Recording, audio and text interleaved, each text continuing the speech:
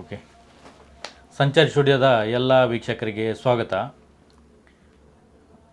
ಇವತ್ತು ನಾವು ಸಂತೋಷ್ ರವರ ತಂದೆ ತೀರ್ಕೊಂಡಿದ್ದಾರೆ. ಅವರಿಗೆ ಭಾವಪೂರ್ಣ ಶ್ರದ್ಧಾಂಜಲಿ ಅರ್ಪಿಸ್ತಾ ಇದ್ದೇವೆ. ಅದೇ ರೀತಿಯಲ್ಲಿ ನಮ್ಮ ದೇಶದ ಪ್ರಧಾನಿ ಮನಮೋಹನ್ ಸಿಂಗ್ ಅವರಿಗೂ ಭಾವಪೂರ್ವಕವಾದ ಶ್ರದ್ಧಾಂಜಲಿಯನ್ನು ನಮ್ಮ ಸೌಜನ್ಯ ಪರ ಹೋರಾಟಗಾರರು ಅರ್ಪಿಸ್ತಾ ಇದ್ದೀವಿ. ಇವತ್ತು ಈ ಒಂದು ಲೈವ್ ಮಾಡುವ ಉದ್ದೇಶ, ಸಂತೋಷ್ ರಾವ್ ಅವರ ತಂದೆ ಮಂಗಳವಾರ ಸಾಯಂಕಾಲ ನಿಧನ ಹೊಂದಿದ್ದಾರೆ. ಆ ವಿಷಯವನ್ನೊಂದಿಷ್ಟು ಮಾತಾಡಬೇಕಂತ ತಿಳಿಸ್ತೀವಿ ನಾವು. ಏನು ಅವರ ಕುಟುಂಬದ ಪರಿಸ್ಥಿತಿ, ಕುಟುಂಬ ಯಾವ ರೀತಿಯಲ್ಲಿದೆ, ಯಾವ ರೀತಿಯಲ್ಲಿ ಅತ್ಯಾಚಾರಗಳು ಮಾಡಿ ಹಾಕಿದ್ದಾರೆ ಎಂಬ ವಿಷಯವನ್ನು ಒಂದಿಷ್ಟು ತಿಳಿಸೋಣ ಜನರಿಗೆ. ನಮ್ಮ ನೋವನ್ನು ಆ ರೀತಿಯಲ್ಲಾದರೂ ಸ್ವಲ್ಪ ವ್ಯಕ್ತಪಡಿಸೋಣ ಎಂಬ ಉದ್ದೇಶದಿಂದ ಇವತ್ತಿಲ್ಲ ಈಗ ಬಂದಿರೋದು. ನಿನ್ನೆ ಗುರುವಾರ ಅವರ ಅಂತ್ಯ ಸಂಸ್ಕಾರವನ್ನು ಮಾಡಿದ್ದಾರೆ. ನಮ್ಮ ಸೌಜನ್ಯ ಹೋರಾಟಗಾರರು ಮಹೇಶಣ್ಣ, ಗಿರೀಶಣ್ಣ ನಾವೆಲ್ಲ ಒಟ್ಟಿಗಿದ್ದು ಆ ಕಾರ್ಯಕ್ರಮವನ್ನು ಮುಗಿಸಿರೋದು. ಅವರ ತಂದೆ ನಾನು 2-3 ಸಾರಿ ಭೇಟಿಯಾದೆ. ಕೊನೆಯದಾಗಿ ಭೇಟಿಯಾಗಿರೋದು 18/6/2024 ಒಂದು 3 ಗಂಟೆ ಹೋಗಿದ್ದೀವಲ್ಲ ನಾವೆಲ್ಲ. ಹೌದು, ಕೊನೆಯದಾಗಿ ಹೋಗಿ ಭೇಟಿ ಮಾಡಿ ಬಂದಿರೋದು. ಅಲ್ಲಿ ಏನು ಮಾತಾಡಿದ್ದಾರೆ ಅದರದ್ದು ವಿಡಿಯೋ ಕೂಡ ನಾವು ಮಾಡಿ ಹಾಕಿದ್ದೇವೆ. ತುಂಬ ಬೇಜಾರು ಮಾಡ್ಕೊಂಡಿದ್ದಾರೆ, ತುಂಬ ಮಾತಾಡಿದ್ದಾರೆ. ನಮ್ಮ ಹತ್ರ ಸಂತೋಷ್ ರಾವ್ಗೆ ಏನೇನೋ ಕಷ್ಟ ಕೊಟ್ಟಿದ್ದಾರೆ, ಏನೆಲ್ಲ ಆಯಿತು ಅಂತ ಎಲ್ಲ ನಮ್ಮ ಹತ್ರ ಹಂಚಿಕೊಂಡಿದ್ದಾರೆ. ಆಮೇಲೆ ಸಂತೋಷ್ ರಾವ್ನ ಮಾತಾಡ್ಸೋಣ ಆದರೆ ಸಂತೋಷ ಓಡ್ತಾ ಇದ್ದಾನವ, ನಿಲ್ಲೋದೇ ಇಲ್ಲ, ಹತ್ತಿರಕ್ಕೆ ಬರೋದೇ ಇಲ್ಲ. ಇದಾದ ನಂತರ ನನಗೆ ಒಂದು ಫೋನ್ ಮಾಡಿದವ, ಏನಂತ ಅವನಿಗೊಂದು ಕೆಲಸ ಬೇಕಂತೇಳಿ ಮಾತಾಡಿದರೆ. ಮತ್ತು ನಾನಂತ ಹೇಳುವಾಗ ಬೇಕಿರಲ್ಲ ಅಂತ ಹೇಳ್ತಾ ಇದ್ದಾನೆ. ಅಷ್ಟೊಂದು ಭಯ ಬೀಳ್ತಾ ಇದ್ದಾನೆ. ಅಂದರೆ ನಾವು ಇವತ್ತು ಹೇಳ್ತಾ ಇದ್ದೀವಿ, ಅವ ಹೊರಗಿನ ಪ್ರಪಂಚವನ್ನು ನೋಡ್ತಾ ಇಲ್ಲ, ಒಂದು ಮೊಬೈಲ್ ಸಮೇತ ನೋಡ್ತಾ ಇಲ್ಲ, ಮಾಧ್ಯಮ ನೋಡ್ತಾ ಇಲ್ಲ. ಅವ ಒಂದೇ ಧ್ಯಾನದಲ್ಲಿ ಇದ್ದಾನೆ, ಜಪ ಮಾಡಿಕೊಂಡೇ ಇರ್ತಾನೆ. ಎಲ್ಲಿದ್ದರೂ ಜಪ. ಈ ಹಿಂದೆ ಒಂದು ಸರಿ ಹೋಗೋದೆ ಅಲ್ಲೇ ಅಯ್ಯಪ್ಪ ದೇವಸ್ಥಾನ ಅಲ್ಲಿ ಇದ್ದ. ನಾವು 1 ಗಂಟೆ ನಿಂತೀವಿ, ಜಪ ಮಾಡ್ತಲೇ ಇದ್ದಾನೆ. ಅವರ ಒಂದು ಕುಟುಂಬ ಯಾವ ರೀತಿಯಲ್ಲಿ ಇವರು ಬೀದಿಗೆ ತಂದಿದ್ದಾರೆ ಅಂತ ಹೇಳಿದರೆ, ಈ ಅತ್ಯಾಚಾರಿಗಳು ಇದೇ ರೀತಿಯಲ್ಲಿ ಇದೊಂದಲ್ಲ, ಎಷ್ಟೋ ಕುಟುಂಬವನ್ನು ಬೀದಿ ತಂದು ಹಾಕಿದ್ದಾರೆ. ಈ ಅತ್ಯಾಚಾರಿಗಳಿಗೆ ದೇವರ ನಂಬಿಕೆ ಇಲ್ಲ, ಅದು ಮೊದಲನಾಗಿ ಹೇಳ್ತೀವಿ. ಹಿಂದೂ ದೇವರ ನಂಬಿಕೆ ಇಲ್ಲದ ಒಂದು ವರ್ಗ ಅಂತ ಹೇಳ್ಬೋದು ಅವ್ರನ್ನು, ಅತ್ಯಾಚಾರಿಗಳು. ಅವರು ಮಾಡಿದ್ರೆ ಸರಿ, ಅವರು ಹೇಳಿದ್ರೆ ಸರಿ, ಅದನ್ನು ಕೇಳಿಸ್ಕೊಳ್ಳೋಕ್ಕೆ ನಮ್ಮವರು, ಅವರು ಹೇಳ್ತಾ ಇರೋದೇ ಸರಿ ಅಂತ ಕೇಳಿಸಿಕೊಳ್ಳಿರುವ ನಮ್ಮವರು ಅಷ್ಟೇ ಹೇಳ್ಬೋದು ಇದರಲ್ಲಿ. ಆ ಒಂದು ಎಷ್ಟೋ ಸುಂದರ ಕುಟುಂಬ ಅದು. ಎಲ್ಲ ವಿದ್ಯಾವಂತರು, ಪ್ರತಿಯೊಬ್ಬರು ವಿದ್ಯಾವಂತರು. ಮಹೇಶನ್ನು ಹೇಳ್ದಂಗೆ ಆ ತಮ್ಮಂದಿರು ಫೋನಲ್ಲಿ ಮಾತಾಡಿದ್ದೀವಿ ನಾವು, ಆದರೆ ನಿನ್ನೆ ನೇರವಾಗಿ ಮಾತಾಡ್ತಾ ಇರೋದು. ಅವ್ರ ಎಜುಕೇಷನ್ ಎಲ್ಲ ಕೇಳಿದ್ದೀವಿ. ಎಲ್ಲ ವಿದ್ಯಾವಂತರು, ಡಬಲ್ ಗ್ರ್ಯಾಜುಯೇಟ್ ಆಗಿದೆ ಅಂತ. ಅಪ್ಪ ಮಾಸ್ಟರ್ ಆಗಿದ್ದರು, ಅದಕ್ಕೆ ತಕ್ಕನೇ ಮಕ್ಕಳಿಗೆ ವಿದ್ಯಾಭ್ಯಾಸ ಕೊಡಿಸಿದ್ದಾರೆ. 2016ರಲ್ಲಿ ಅವರ ತಾಯಿಯು ತೀರ್ಕೊಂಡಿದ್ದಾರೆ. ಇದೇ ನೋವಿಂದ, ಇದೇ ಕೊರಲಿನಿಂದಾಗಿ. ಈ ಅತ್ಯಾಚಾರಗಳು ಯಾವ ರೀತಿ ಸಾಯ್ಬೋದು? ನಾನು ಹೇಳ್ತಾ ಇರೋ ಪ್ರಕಾರವಾಗಿ ನಿನ್ನೆ ಅಲ್ಲಿಂದಲೂ ಹೇಳಿದೆ, ನಿನ್ನೆ ಅಂತ್ಯ ಸಂಸ್ಕಾರ ಎಲ್ಲರೂ ನಿಂತು ಮಾಡ್ತಾ ಇದ್ದಾರೆ. ಆದರೆ ಈ ಅತ್ಯಾಚಾರಿಗಳ ಅಂತ್ಯ ಸಂಸ್ಕಾರ ಮಾಡಲಿಕ್ಕೆ ಅವರ ಪೀಸು ಸಿಗಬಾರ್ದು. ಹುಳ ತಿಂದೋಬೇಕು. ಆ ಹುಳ ಸಮೇತ ಭೂಮಿಯಲ್ಲಿ ಇರಬಾರ್ದು. ಆ ರೀತಿಯಲ್ಲಿ ನೀವು ಸಾಯಬೇಕು. ನೀವು ಅಂಥ ಒಂದು ಸುಂದರ ಕುಟುಂಬವನ್ನು ಕಷ್ಟದಲ್ಲಿ ಬಂದು ಮಕ್ಕಳ ವಿದ್ಯಾಭ್ಯಾಸ ಕೊಡಿಸಿ ಈ ಒಂದು ಹಂತಕ್ಕೆ ತರುವಾಗ ಅವ್ರನ್ನೆಲ್ಲ ಬೀದಿ ತಂದು ಹಾಕಿದ್ರಲ್ಲ. ಹೆಣ್ಣು ಮಗಳನ್ನು ಉಪಯೋಗಿಸಿ ಅವ್ರನ್ನ ಅತ್ಯಾಚಾರ ಮಾಡಿ ನಿಮ್ಮ ಸುಖಕ್ಕೋಸ್ಕರ, ನಿಮ್ಮ ಕಣ್ಣೆದುರು ಹೇಳ್ತಾ ಇದೀವಲ್ಲ, ಈ ಅತ್ಯಾಚಾರಿಗಳಿಗೂ ಅತ್ಯಾಚಾರಿಗಳ ರಕ್ಷಕನು ಇದರಲ್ಲಿ ಸೇರಿ ಅತ್ಯಾಚಾರಿಗಳನ್ನು ರಕ್ಷಣೆ ಮಾಡಿರುವಂಥ ಅಧಿಕಾರಿಯವ್ರಿಗೆ ಹೇಳ್ತಾ ಇದ್ದೀನಿ ನೋಡಿ. ನಾನು ಹೇಳಬಾರ್ದು, ಆದರೆ ಹೇಳ್ತಲೇ ಇದ್ದೀನಿ. ನಾನು ಹೇಳಲೇಬೇಕು. ಅಂದರೆ ನಾನು ಕಷ್ಟದಲ್ಲಿ ಇರುವವು ನಾನು. ಅದಕ್ಕೋಸ್ಕರ ಹೇಳ್ತಾ ಇದ್ದೀನಿ, ನಿಮ್ಮ ಮುಂದೆ ನಿಮ್ಮ ಮಕ್ಕಳು ಇದೇ ಸಾಯಬೇಕು. ಹೇಳ್ಬಾರ್ದು, ಹೇಳಲೇಬೇಕು. ಅದು ಏನಿದ್ರೂ ನಾನು ಹೇಳಲೇಬೇಕು. ಅದು ಆ ರೀತಿಯಲ್ಲಿ ಛಿದ್ರ ಮಾಡಿಬಿಟ್ಟಿದ್ದೀರಾ ನೀವು. ಸಂತೋಷರಾವ್ ಅವರ ಕುಟುಂಬವನ್ನು ಛಿದ್ರ ಮಾಡಿಬಿಟ್ಟಿದ್ದೀರಾ. ಅವಾಗ ಹೇಳಲೇಬಾರ್ದು ನಾನು. ನಿಮ್ಮ ಮಕ್ಕಳು ನಿಮ್ಮ ಮುಂದೆ ಯಾರಿಗೆ ಅತ್ಯಾಚಾರ, ಈ ಧರ್ಮಸ್ಥಳದಲ್ಲಿ ಪ್ರತಿಯೊಂದನ್ನು ಅತ್ಯಾಚಾರ ಮಾಡಿದಲ್ಲ, ಸೌಜನ್ಯ ಮಾತ್ರ ಅಂತಲ್ಲ, ಪದ್ಮಲತಾ, ವೇದವಲ್ಲಿ, ಆನೆಮೋವತ, ಇನ್ನು ಸಾವಿರಾರು ಹೆಣ್ಣುಮಕ್ಕಳನ್ನು ಕೊಲೆ ಮಾಡಿದ್ದಾರೆ. ಅಲ್ಲಲ್ಲಿ ತಗೊಂಡು ಕೊಂದದನ್ನು ಬಿಸಾಕಿದ್ದಾರೆ. ಇವರೆಲ್ಲ ನಿಮ್ಮ ಮಕ್ಕಳು ನಿಮ್ಮ ಕಣ್ಣು ಮುಂದೆ ಸಾಯ್ಬೇಕುಗಳಾಗಿ. ಅವತ್ತಿನಿಗೆ ಬುದ್ಧಿ ಬರೋದು, ಅಲ್ಲ ತನಗೆ ಬುದ್ಧಿ ಬರಲ್ಲ.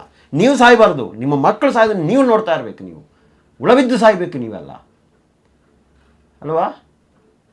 ಆ ರೀತಿ ಸಾಯ್ಬೇಕಲ್ಲ, ಬೇರೆ ಯಾವ ರೀತಿಯಲ್ಲಿ ನೀವು ಸಾಯಬಾರ್ದು. ಅಷ್ಟೊಂದು ನೋವಾಗ್ತಾ ಇದೆ ಎಂದು ಏನಾರ ಅಲ್ಲೆಲ್ಲ ಸಿಕ್ಕರೆ ನಿಮ್ಮಂಥವ್ರನ್ನ ಅಲ್ಲಿ ಒಂದು ಪೀಸ್ ಇರಲಿಕ್ಕೆ ನಾನೇ ಬಿಡ್ತಾ ಇರಲ್ಲ. ಅವಾಗೆಲ್ಲ ಅವರನ್ನು ಬದಿಗೆ ಇಡ್ತಾ ಇದ್ದೆ ನಾನು. ಎಷ್ಟು ಸುಂದರ ಬದುಕು ಅವ್ರದ್ದು. ಅದನ್ನು ಬೀದಿ ತಂದು ಹಾಕಿದ್ರಲ್ಲ ನಿಮ್ಮ ಸುಖಕ್ಕೋಸ್ಕರ ತಾನೇ ಮಾಡಿರೋದನ್ನಲ್ಲ. ಯಾವ ದೇವನೂ ನಂಬಲ್ಲ. ಆ ಒಂದು ದೇವರನ್ನ ಮಂಜುನಾಥ ಸ್ವಾಮಿಯನ್ನಿಟ್ಟು ಅಲ್ಲಿ ಪೂಜೆ ಮಾಡಿ ಅಲ್ಲಿ ಮಾಡಿದ ಕೆಲಸ ಏನಿಲ್ಲ. ನೀವು ಅನಾಚಾರ ಮಾಡಿದ ಯಾವುದೇ ಕೆಲಸ ಇಲ್ಲ, ಎಲ್ಲನೂ ಮಾಡ್ತಾ ಇದ್ದೀರಾ. ಅದು ನಮ್ಮ ಕರ್ನಾಟಕ ರಾಜ್ಯ ಜನತೆ ನಂಬಲಿಕ್ಕೆ ಇವರು ಹೇಳಿದೆ ಸರಿ, ಇವರು ಕೇಳಿದೆ ಸರಿ ಅಲ್ವಾ? ಹೇಳ್ತಾ ಇದ್ದೀವಿ. ಅಲ್ಲಿ ಗಿರೀಶಣ್ಣವರು 1971ರಲ್ಲಿ ಸರ್ವೋಚ್ಚ ನ್ಯಾಯಾಲಯಕ್ಕೆ ಅಫಿಡವಿಟ್ ಕೊಟ್ಟಿದ್ದಾರೆ, ಇದು ಹಿಂದೂ ದೇವಸ್ಥಾನ ಅಲ್ಲ ಅಂತ. ಒಂದು ಕಡೆ ಆ ರೀತಿಯಲ್ಲಾದರೆ, ಇನ್ನೊಂದು ಕಡೆ ಮಂಜುನಾಥ ಸ್ವಾಮಿಯ ಭಾವಚಿತ್ರವಿಟ್ಟು ಫೋಟೋವನ್ನು ಇಟ್ಟು ಬಡ್ಡಿ ದಂಧೆ ಮಾಡ್ತಾ ಇದ್ದಾರೆ. ಅದು ಯಾರು ಸ್ವಾಮಿ, ಯಾರನ್ನಿಟ್ಟು ಬಡ್ಡಿ ದಂಧೆ ಮಾಡ್ತಾ ಇರೋದು? ಹಿಂದೂ ಜನತೆಯನ್ನಿಟ್ಟಲ್ಲ, ಹಿಂದೂ ಭಕ್ತರನ್ನಿಟ್ಟು. ಎಲ್ಲ ಮಂಜುನಾಥ ಸ್ವಾಮಿ ಕೊಟ್ಟಿರೋದು. ಅವ್ರಿಗೆ ಎದುರು ಮಾತಾಡಬಾರ್ದು. ಸ್ವಾಮಿ ಅಯ್ಯೋ ನಮಗೇನೋ ತೊಂದರೆ ಕೊಡ್ಬೋದು, ಏನೋ ಹೆಚ್ಚಮ್ಮೆ ಆದರೆ ಅಷ್ಟೊತ್ತಿ ಆ ಧರ್ಮ ಅಲ್ಲಿ ಹೋಗಿ ಕಾಣಿಕೆ ಹಾಕಿ ಅಂತ ಹೇಳ್ತಾರೆ. ಕಟ್ಟು ಹಿಡ್ಕೊಂಡವರು ಹಾಕಬೇಕು. ಇದು ಆಗ್ತಾ ಇರೋದು, ಬೇರೆ ಏನು ನಡೀತಾ ಇಲ್ಲ. ಅದು ಧರ್ಮ ನಡೀತಾ ಇಲ್ಲ. ಧರ್ಮ ನಡೀತಾ ಇದೆಯಾ? ಮಹೇಶನ ಹೇಳ್ದಾರಲ್ಲ ನಿನ್ನೆ, ಅಲ್ಲೇ ನಿಂತುಬಿಟ್ಟು ಆತ್ಮನ ಮಟ್ಟಿಗೆ 100% ಪ್ರತಿಯೊಂದು ಆತ್ಮ ಇದೆ.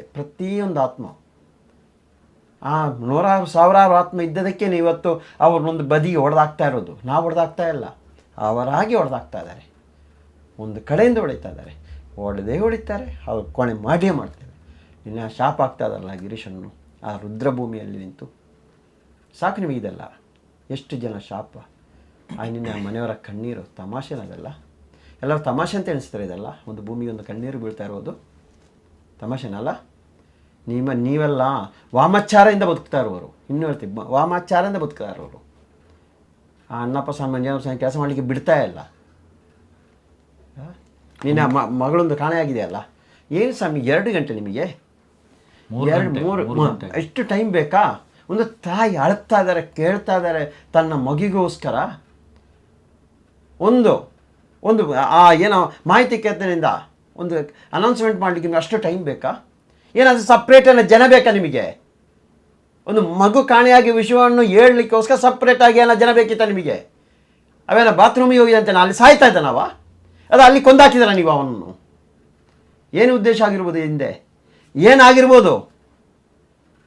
ನಾವು ಹೇಳ್ತಾ ಇರೋದು ಒಂದೊಂದು ಸತ್ಯ ಹೊರಗೆ ಬರ್ತಾ ಇರುತ್ತೆ.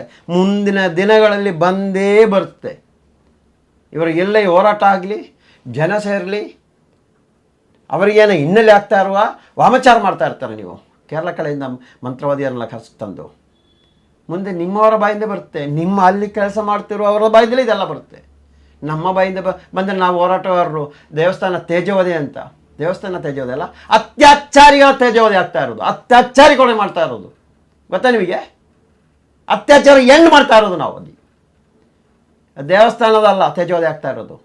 ದೇವಸ್ಥಾನವನ್ನು ಉಳಿಸ್ಬೇಕಿನ್ನು. ಇಂಥ ಅನ್ಯ ಧರ್ಮೀಯರಿಂದ ಅದನ್ನು ಉಳಿಸಬೇಕು. ಆ ಕೆಲಸ ಮಾಡ್ತಾ ಇದ್ದೀವಿ ನಾವು. ಅನ್ಯ ಧರ್ಮೀಯರ ಹೆಸರೆತ್ತಿದೆ, ಹೋರಾಟಗಾರರ ಹೆಸರಿದೆ, ಅಷ್ಟೊತ್ತಿಗೆ ದೂರ ದಾಖಲು ಮಾಡ್ತೀವಿ. ನಿಮಗೆ ಮಾತ್ರ ಧರ್ಮ ಇರೋದು, ಬೇರೆ ಯಾರಿಗೂ ಧರ್ಮ ಇಲ್ಲ. ಹಿಂದೂ ಧರ್ಮವನ್ನು ಇಟ್ಟುಬಿಟ್ಟು ಏನೋ ಪೂಜೆ ಮಾಡಿ ಜನ ಬಡ್ಡಿಗೆ ದುಡ್ಡು ತಗೊಂಡು ಆ ಕೆಲಸ ಮಾಡ್ಬೋದು. ನಿಮಗೆ ಅದು ಹಿಂದೂ ದೇವರ ಅಲ್ಲಂತಲೂ ಹೇಳ್ಬೋದು. ಇದನ್ನು ಕೇಳಿಕೆ ನಮ್ಮ ಜನತೆ ಇಲ್ವಲ್ಲ. ನಮ್ಮ ಕರ್ನಾಟಕದಲ್ಲೇ ಒಂದು ಜನ ಇಲ್ಲ. ಇಂದು ಶಾಲೆ ಹಾಕ್ಕೊಂಡು ಓಡಾಡಲಿಕ್ಕೆ ಮಾತ್ರ ಇದ್ದಾರಾ? ಇನ್ನೂ ದೂರ ದಾಖಲಾಗಬೇಕು, ಪ್ರತಿಯೊಂದು ಕಡೆ ದೂರ ದಾಖಲಾಗಲೇಬೇಕು. ಏನು ಬಡ್ಡಿ ವ್ಯವಹಾರ ಮಾಡ್ತಾ ಇರೋದು ಮಂಜುನಾಥ ಸ್ವಾಮಿಯ ಭಾವಚಿತ್ರ ಇಟ್ಟು ಅದು ಹಿಂದೂರು ಧಕ್ಕೆ ಬರಲ್ವಾ? ಹಾಂ, ಬಡ್ಡಿ ವ್ಯವಹಾರ ಮಾಡ್ತಾ ಇಲ್ವ ಅದು? ಅದನ್ನು ಕೊಡಿ ನೀವು ಪ್ರತಿಯೊಬ್ಬರು. ಎಲ್ಲ ನಿಮ್ಮ ಎಲ್ಲೆಲ್ಲಿ ಠಾಣೆ ಇದೆ, ಸಂಘ ಸಂಸ್ಥೆಯವರು ಇದ್ದಾರೆ, ಎಲ್ಲರೂ ಕೊಡಿ. ಪ್ರತಿಯೊಬ್ಬರು ಕೊಡ್ತಾ ಇರಬೇಕು, ಆಗ ಮಾತ್ರ ಇದೆಲ್ಲ ಸರಿಯಾಗೋದು. ಪ್ರತಿದಿನ ರಾಜ್ಯದಲ್ಲಿ 15ರಿಂದ 20 ಕಂಪ್ಲೇಂಟ್ ದಾಖಲಾಗ್ತಾ ಇದೆ.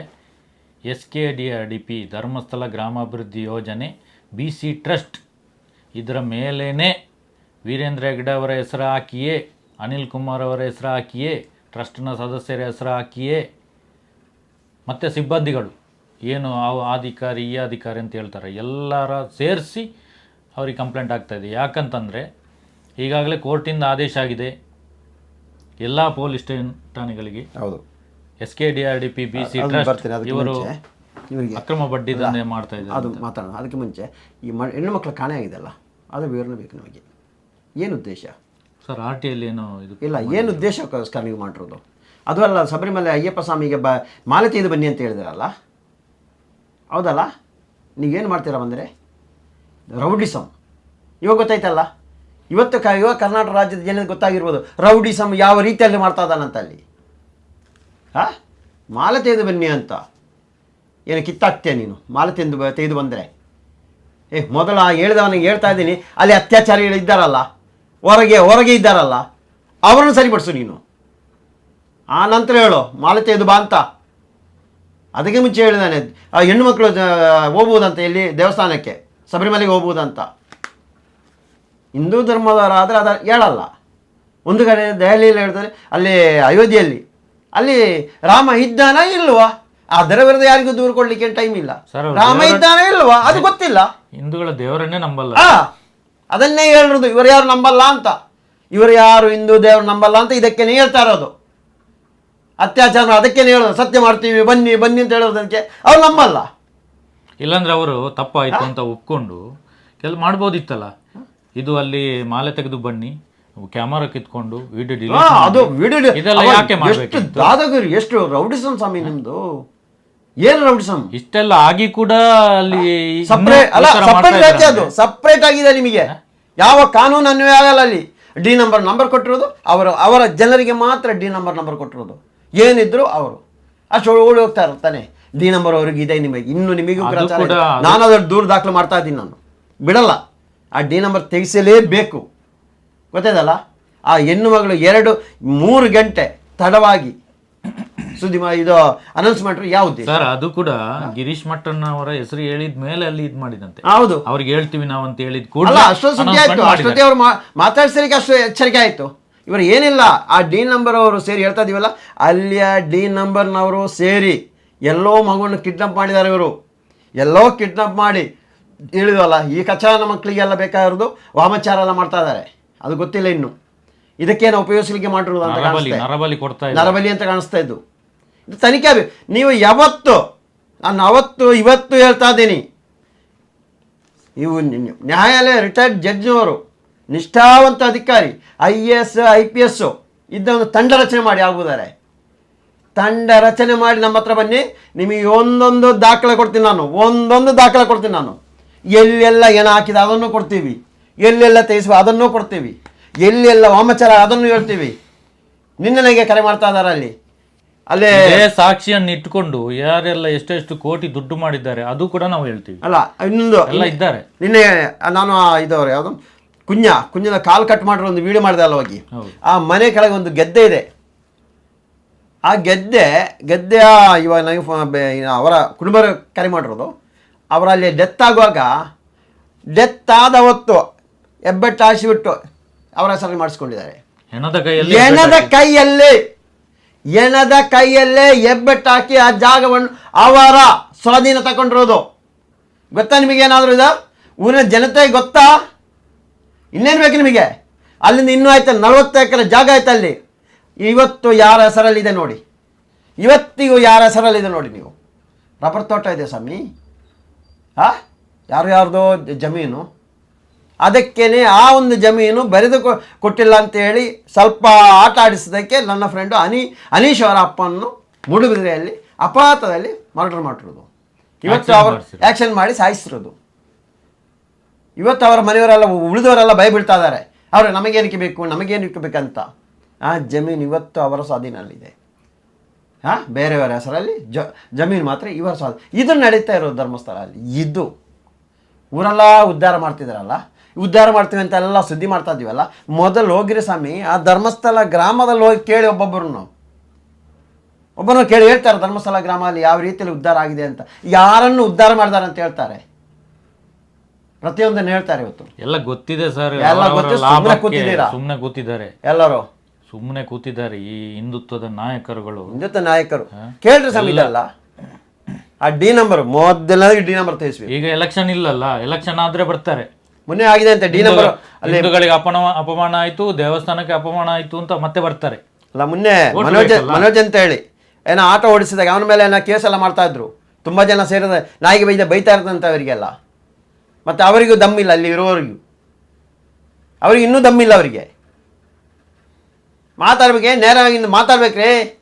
ನಾಯಿ ಥರ ಬದುಕುವುದಲ್ಲ, ಎಂಜಲ್ ನಾಯಿ ಥರ ಬದುಕಬಾರ್ದು.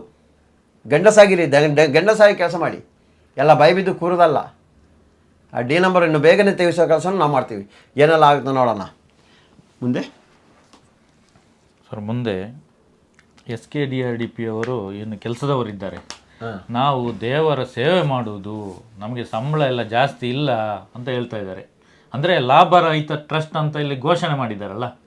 ಹೌದು, ಬಡ್ಡಿ ಆಗ್ತಾ ಇದ್ದಾರೆ, ಅದು ಎಲ್ಲ ಗೊತ್ತು. ಕಟ್ಟಿದಷ್ಟು ಮುಗಿಯೋದಿಲ್ಲ, ಅದು ಕೂಡ ಗೊತ್ತು.